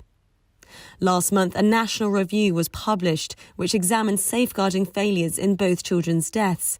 Annie Hudson led the review. Concerns by different family members were not taken seriously, and they were not followed up, and they didn't contribute to a really accurate and true understanding of what was going on for these children. And as a consequence of that, and when parents were spoken to and parents' relatives were spoken to about these concerns, their kind of accounts were taken too much at face value. And the result of all of that was that the real harm that these children were suffering was not fully understood. Recommendations from the review may come too late for Star and Arthur, but it's hopefully a step towards protecting more children in the UK. Alice Porter, GB News. It was realised that the real harm being done to these children was not fully understood. Chilling words. Brilliant work by Alice Porter there, capturing all of it for you. I hope it rounded off our important discussion today for you as movingly as it did for me. It's 23 minutes, nearly 24 minutes past 1, but we've still got lots more to come in that final half hour. After the break, with his first tour-level final on grass in 6 years being played in Stuttgart today, I'll be finding out if Andy Murray really is fighting back to top level just in time for Wimbledon. But first, let's bring you up to date with the weather. Looking ahead to this afternoon, and the UK is looking mostly dry and fine for many, though there will be some scattered showers. Let's take a look at the details. Across southwest England, it will be dry and fine with sunny spells, feeling pleasant in the sunshine, particularly in the east of the region with highs around 20 Celsius. A similar afternoon in southeast England, where it will be fine and dry with sunny spells. Temperatures will rise to around 23 Celsius. There will be odd light showers across high ground in North Wales this afternoon, though elsewhere will be dry with sunny spells. There will be lighter winds across the northwest England. Then yesterday it will be a fine afternoon with some scattered light showers around at times, though there will be sunny spells in between. Across northeast England, it will be a fine afternoon with just the odd isolated light showers at times, though there will be plenty of sunny spells in between, feeling pleasant in the sunshine. A drier and finer afternoon across Scotland than yesterday, with winds continuing to ease. There will be some scattered showers at times, particularly in the north and west, but some sunny spells also. The mix of sunny spells and scattered showers continues across Northern Ireland this afternoon. However, these will start to become lighter and less frequent throughout this afternoon and evening. The scattered showers across the northwest will continue to ease this evening to leave a largely dry night. And that is how the weather is shaping up for the rest of the day. Join me, Darren Grimes, for Real Britain every Saturday and Sunday from 2 p.m. A news hour that comes with a trigger warning. Scorching hot opinion with prominent guests saying the unsayable and a little bit of weekend fun thrown in.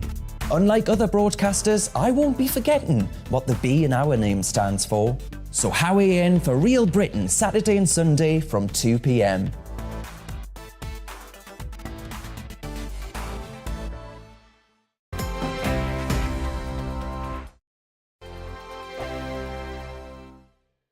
We are GB News. We're right across this great nation. On TV, On radio, on digital. Absolutely everywhere. We don't talk down to you. we embrace all voices. With honest and civilised conversation. We're not part of the establishment. We're one of you. And we're only getting started. Join us on GB News, The People's Channel. Britain's news channel. Every morning from 6 o'clock, we'll wake you up with GB News Breakfast with all the stories you didn't know from the night before. So whether it's serious news, entertainment, or your own views from all over our great nation, we're here to kick off your day with a smile. And the national media should be reflecting and reporting what's happening here. You will notice the northwestern accents. Whether you're with us on TV, radio, or online, every morning, it's breakfast from 6 a.m. Hope you can join us. Join us for Ministry of Offence, the comedy panel show that's just like the news, in that the left fights the right and it doesn't really seem to matter who wins. We cover the big stories. It was in fact a troop of baboons and not angry vegans. I like that. And the really important stories. Fat naked cow gets stuck in swimming pool. It's a headline in a lot of local newspapers. Yeah. We're on the same team, Nick. Yeah, but I'm just helping you. Join us for Ministry of Offence, Saturday nights, 8 o'clock on GB News. I'm Dan Wootton. Join me Monday to Thursday from 9 to 11 for the feistiest and most fun news debate on TV, where free speech reigns. I'll bring you a sharp take on the day's biggest stories, bombshell newsmaker interviews, and A-list guests. And I guarantee you, no spin, no bias, no censorship, and no reason to go to bed. That's Dan Wootton tonight, Monday to Thursdays from 9 on GB News.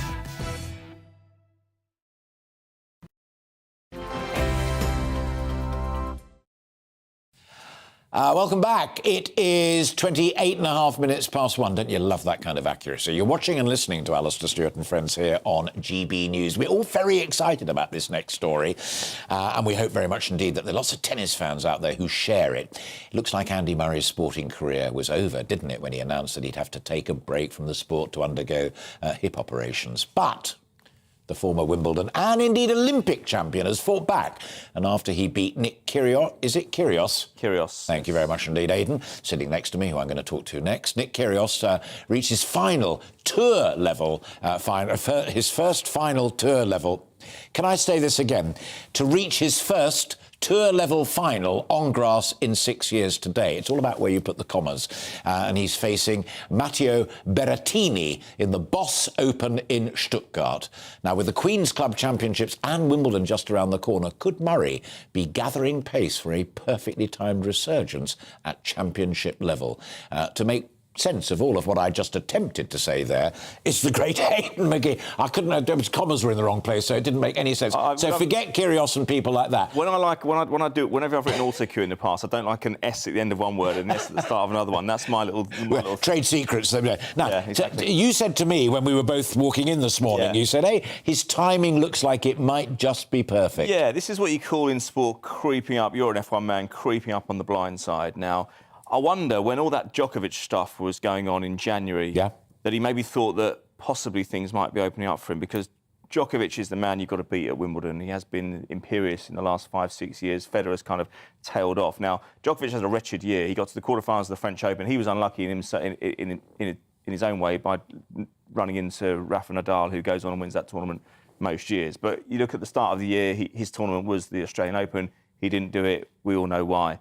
So he's not had great preparation. Not saying he won't be dangerous at Wimbledon, but he's probably not going to be the strength he was. It's interesting as well, personalising a bit, because people who kind of have to watch this programme know that almost exactly a year ago I broke my hip as well. Didn't have a hip operation like Andy did, but I broke. And I know that my consultant and the brilliant care people said, look, here's a rigid programme you've got to follow. If you do follow it, in terms of physios, you'll be fine. And here I am, shaking my legs in there and what have you. So Andy will have had the same. He had two operations as well since 2016, don't forget. And so he looks at Federer. Federer's not going to be ready till September, so he's out of the equation completely. He's normally a formidable force at Wimbledon. Rafa Nadal hasn't really taken Wimbledon seriously for 10 years. He won it in 2008 and 2009. He's the master of clay. Absolutely, yeah. Now, grass poses different kind of problems for his body. He prefers a slower game. He doesn't really... He goes to Wimbledon, he goes through the motions, he'll go out. If he's on a good year, he'll go out in the fourth round of the quarter-final. He doesn't have any expectation of going through to the final. So that's the other three out of the way. The ones below that haven't won many slams. They've got a mental block to overcome. Murray's got 3 slams and an Olympic title under his belt. He's still a decent age. He's still 34, 35. And I wonder whether he sees the field opening out. If I was one of those players, if I was Medvedev, for example, who had a psychological problem in January because he was 2 sets up against Nadal and cruising in that final, he gets overcome by Nadal, a tournament he wasn't expected to win. He probably only won it because Djokovic wasn't there. He probably sees that. And if I was Medvedev and I was facing Murray in a quarter-final or semi-final at Wimbledon, I wouldn't fancy that one bit. And I wonder whether he's timing everything now. He's in a final today against Stuttgart. In Stuttgart, he put out Tsitsipas in the quarter-final. There was the semi-final win yesterday as well. He's into the final. I didn't expect that. And then suddenly into next week, or the week after next, you're into Queen's, 27th of June. And then after that, it's Wimbledon. And you wonder, is he going to get better or worse in that time? I think if his fitness is right, and he obviously feels good because he's going for it, and I wonder whether he could pull it off. And if he does... Well, we are going to keep our collective fingers crossed, because that would be... It could be a comeback like Tyson Fury, I tell you. We have a minute left, I'm just being told in my ear. Last time you were on yesterday, we were talking about football, much anticipation, and a whole range of people, not least my chum Danny Baker, agreed with virtually every word that you said. It's a silly tournament. We're not doing fright fuel at the moment, but thank God it doesn't matter that much. No, it doesn't matter too much. It's practice. A World Cup year, when the World Cup's taking place in November, it's practice. So we've got 4 games in 11 days. There's a lot to ask of the players after they've had a marathon season. Mason Mount, for example, has played 60 games. There's 2 more Nations League matches in September.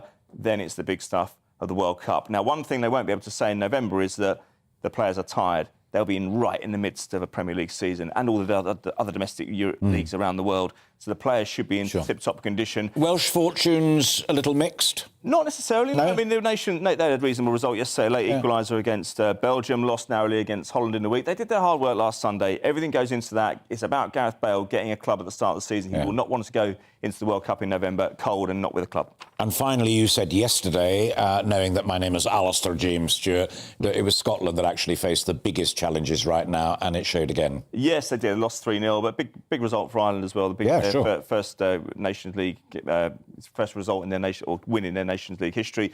Scotland have got some decent players though. I wouldn't rule them out going again, and with everything kind of truncated at the moment with all the COVID problems and the tournaments not being where they should be, I wouldn't rule them out going again. I mean, they've got John McGinn, they've got Andy Robertson, and you never know. I look at their squad man for man. I don't see much difference in quality between them and Wales. Aidan, great to talk to you, mate. Thank you very, very much indeed.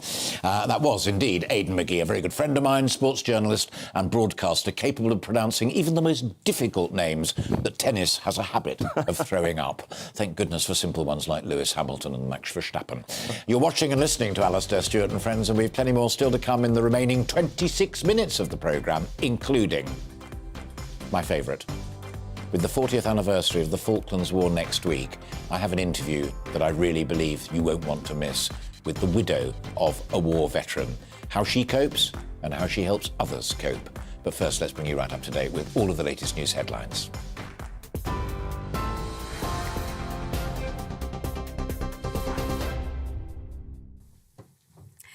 It's 1:34 in the GB newsroom. I'm Tatiana Sanchez, and here are the latest news headlines.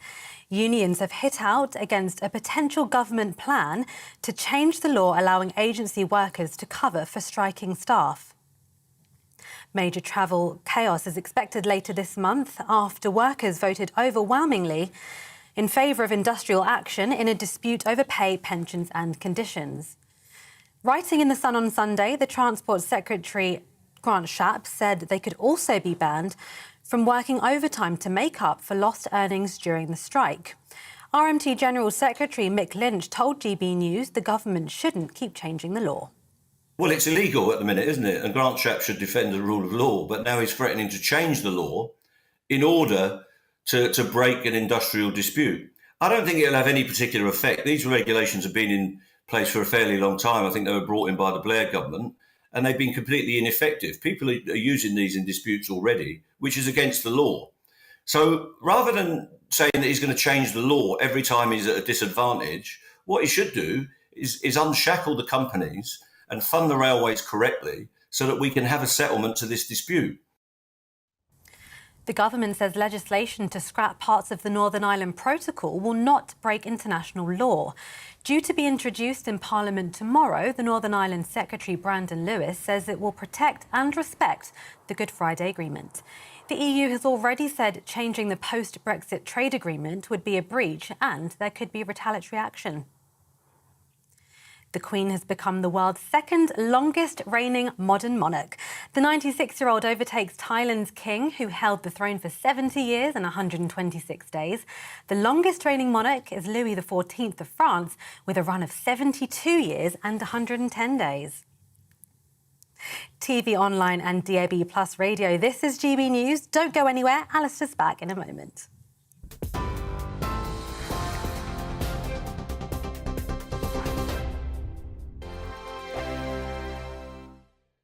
We are GB News. We're right across this great nation. On TV. On radio. On digital. Absolutely everywhere. We don't talk down to you. We embrace all voices.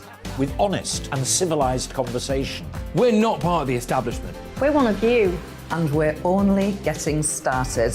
Join us on GB News, The People's Channel. Britain's news channel.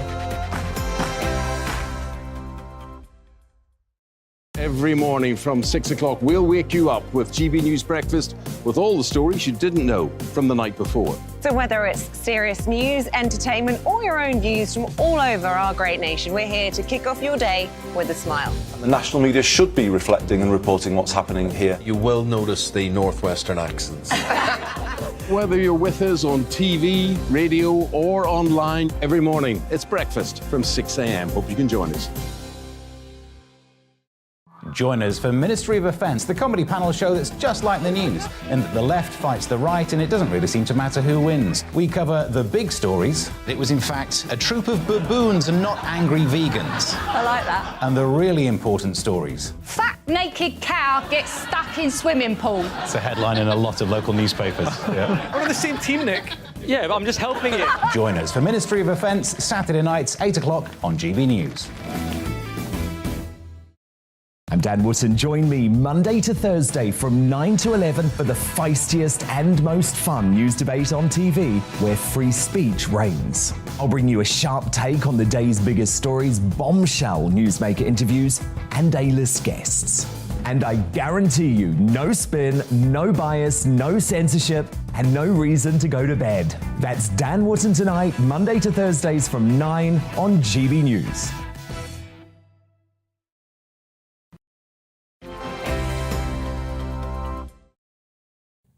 Welcome back. It's exactly 21 minutes to 2, and you're watching and listening to Alastair Stewart and Friends here on GB News TV and radio.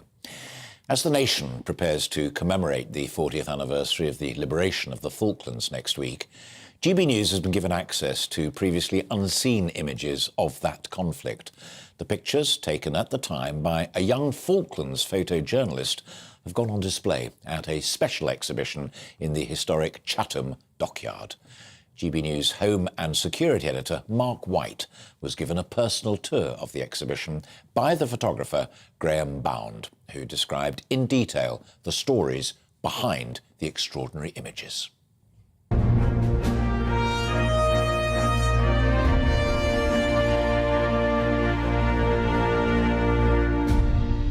I was taking shelter in the little hotel, the Upland Goose, just a few yards behind this point here. And I realised that they were advancing up the road, and I thought it worth popping out and trying to get a few snaps. And you were obviously very close. Yes, I was, and it was a wide-angle lens as well, so I was actually very close. some of the troops were suspicious and some of them were reasonably optimistic and gung-ho. So I wasn't quite sure what to make of it, but I thought it was worth it. You took a risk, though, because you just never know. Young conscripts, armed, moving into the town, you never know how they're going to react. Well, it's true, but I had a very strong sense that we were seeing history unfold, and it's not very often that you get a chance to do anything to record that. So I was very young, I was only 24, and I just saw it as an opportunity, so I really wanted to go for it. And that was the beginning of recording something that went on for 10 weeks or so. Clearly, after the soldiers on foot, the heavy armour. This was the kind of kit that really alarmed us because it was very heavy armour, and you can see that there's a turret there with at least a 0.5-inch machine gun, if not a cannon. These were grinding through our streets, and I remember thinking at the time, it was a bit like the War of the Worlds when these monstrous machines suddenly appear.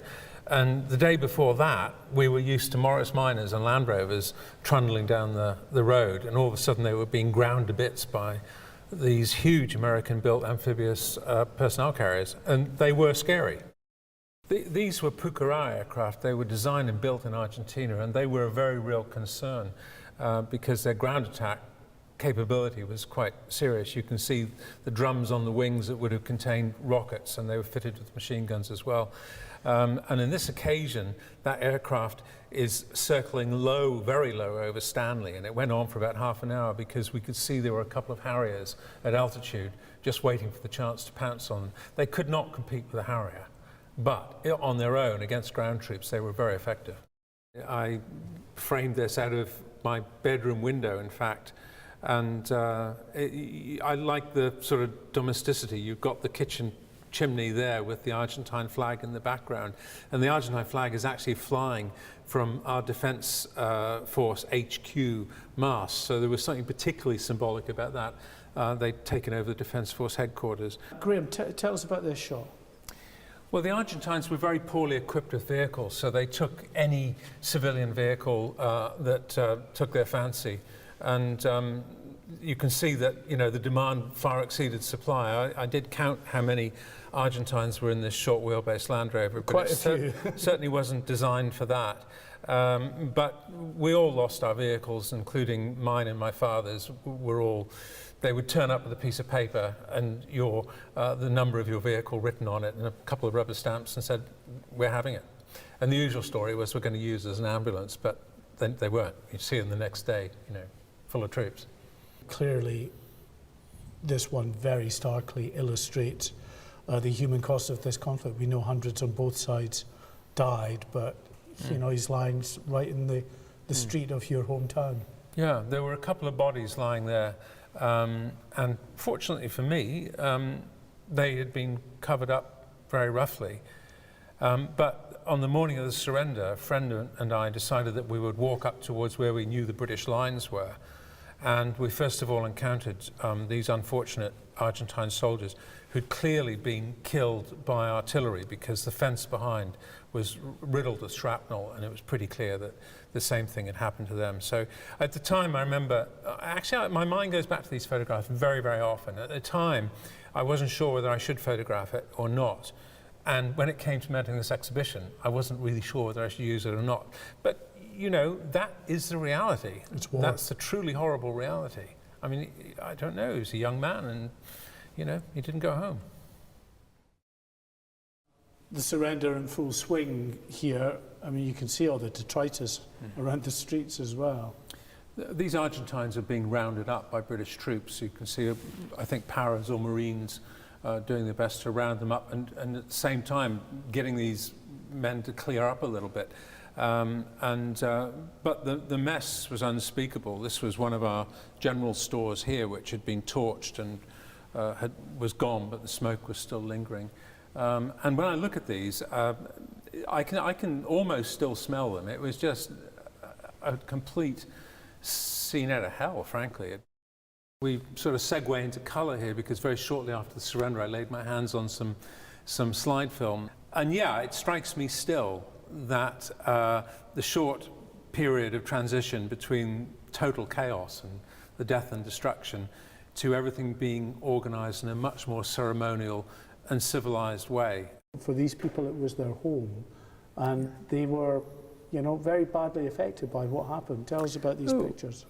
People's homes were destroyed. The population of Stanley went from about 1,400 people down to 500 people, and many of them thought they would be safer out on the farms.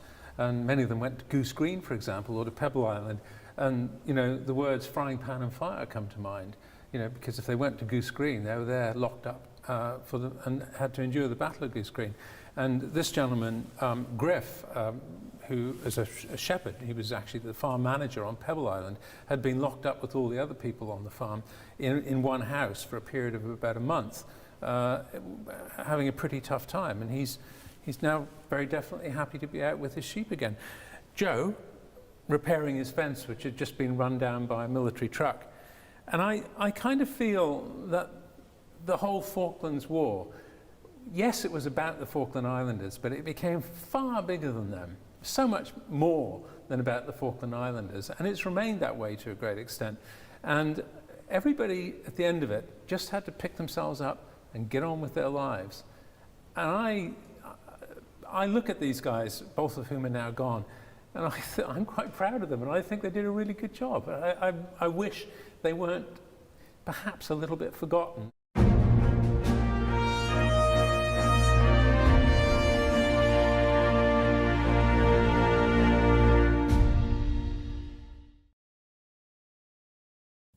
Goodness me, worth going to Chatham for that. But if you aren't able to, I hope very much indeed you enjoyed that brilliant report from Mark with, let's face it, what we call in the trade a brilliant photojournalist. Now, just before we end with our interview as well, I want to just touch base on the huge response that we've had from you, not just about childcare, which you've been sending lots of stuff in about, but also our rural spotlight conversation earlier today. If you remember rightly, we were talking about meat producers facing increasing costs. Here's just what 2 or 3 of you had to say. Let's start with Lottie. All around me in North Dorset and Wiltshire, I see agricultural land disappearing under concrete, housing estates and replacing farms and farmland. Until we protect agricultural land from developers, we will literally concrete over the land that feeds us. Sue says, I am now a vegan. I find eating animals horrendous, so let's get into plant-based foods. No more animal farming. I hate it. We share all views here, but not one that I actually share myself. Finally, Barry, who says, I'm a person of modest means but would much rather pay more for local fresh farm produce and support farmers. However, in my experience, meat sold by farms is often 4 times the price of meat in supermarkets. I'm afraid farms cannot depend upon government subsidy to encourage people to buy from farm shops. They must expect to take a hit on their profits and do their bit. OK, so thanks for all of those, and hope it added to your understanding of what is a pressing issue, not least for the sector itself, but also for you and me. Don't forget to subscribe to our YouTube channel. We are at GB News. Now, finally, back to the Falklands anniversary. I had the honour of sitting down a couple of days ago and speaking to Jay Hirons. Jay was married to Lance Corporal Gary David Bingley, MM, Military Medal. Gary, her childhood sweetheart, died after 6 months at war in the Falklands. He was the first soldier in history to be repatriated. I'm delighted to be able to share this interview with you now. Jay, great to see you. I was at a function, Royal British Legion, 40th anniversary of the Falklands. And one of the speakers said, it's worth remembering that this was a real war in which people got hurt and from which people didn't return, that they never thought was going to happen. It was a real war. It really was, and I don't think any of us really thought it was going to happen again. And then suddenly we all found ourselves in the middle of it. And it really was an old-fashioned war, you know, bayonets fixed come the end. And yours was almost a childhood romance with Gary. It was. We met when we were both 19. So he used to jokingly say he won me on the toss of a coin. Because actually the way we met, I worked for the MOD in a regimental pay office, and the night we met I used to do bar work sometimes in the evenings. And so that his friend and he never fell out, They used to always toss a coin if they fancied the same girl.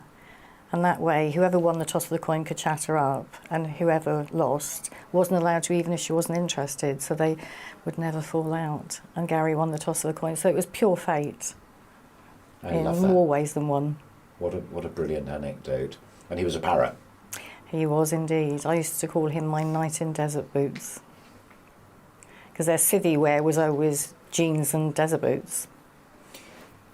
But the Falklands was to fight and defend what he believed in. Why he joined?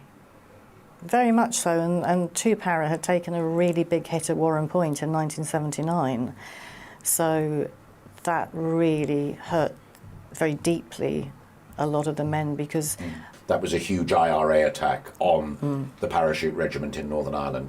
Dreadful losses. It was, and for many of the guys, the hardest part was being trained to do a job and you were fighting an enemy you couldn't see over there. So one of the last things that Gary actually said to me was, I've waited 6 years for this, because that's what they were trained to do. They were trained to defend and protect. Yeah.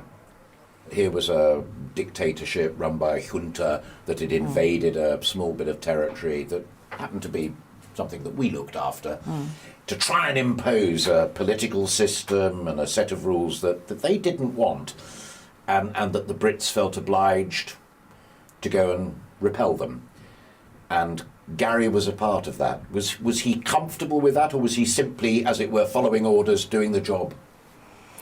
As much as they knew about it at the time, he was comfortable for it. The town that we met in Somerset, the junta had got rid of, in inverted commas, 30,000 people, their own people, prior to this war. And so that's more or less the size of that town. And that really does put it into perspective when you actually look at it as the size of a whole town. Dead of night, crack of dawn, Goose Green. He can't have had a clue, but he led from the front.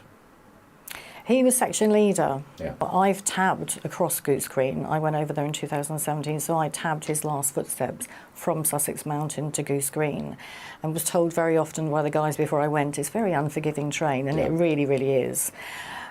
But you look at it and you can't imagine what it must have been like for them in the dark, not being able to see anything, knowing that they were pinned down, but having no idea where the enemy was.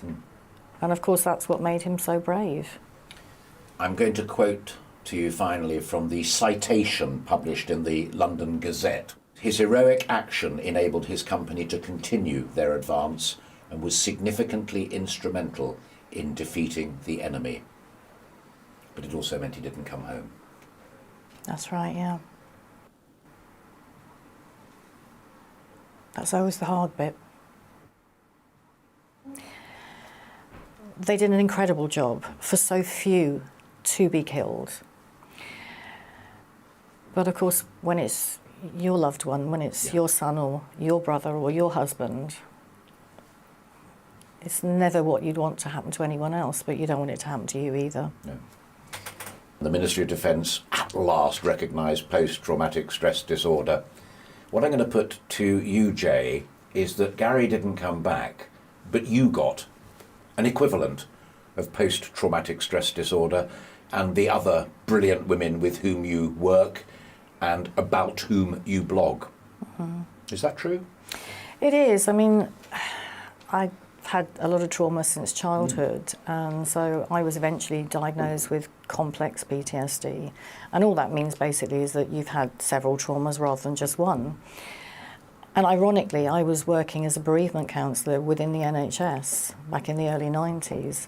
And during that time, I remember doing a workshop on PTSD and sitting there thinking, I just tick every box. But did nothing about it then. You just try and get on with your life as best that you can. But the makings of it before Gary was killed in the Falklands? It always goes back to childhood.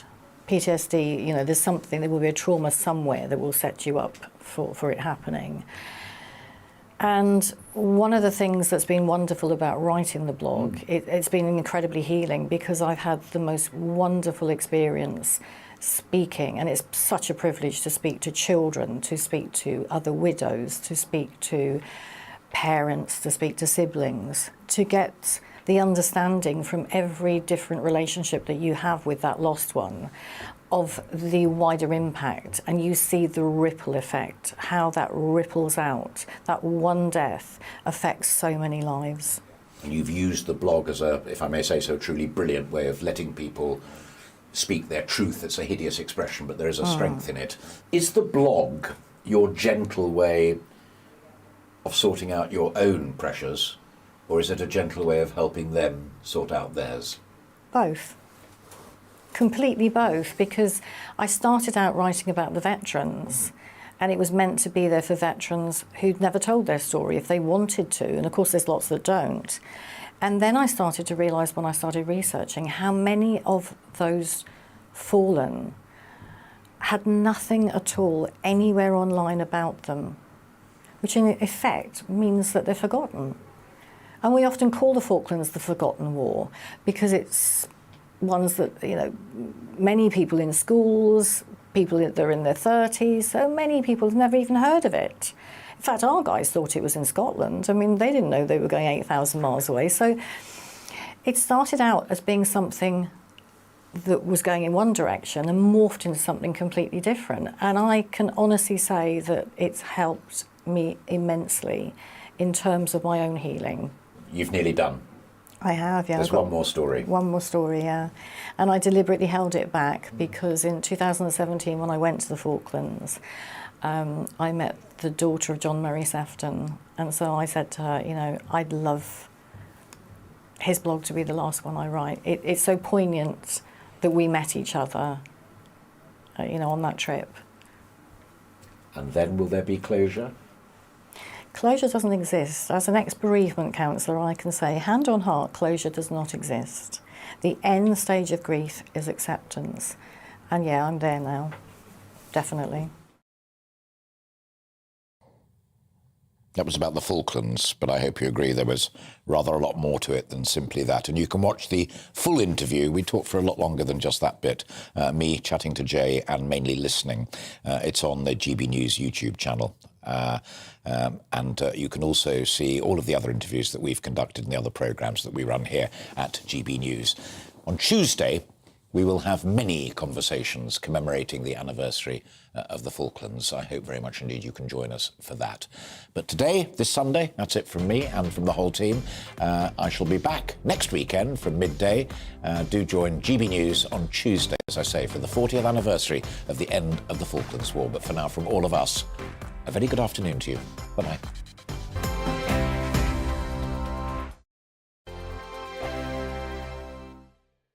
We are GB News. We're right across this great nation. On TV, on radio, on digital. Absolutely everywhere. We don't talk down to you. we embrace all voices.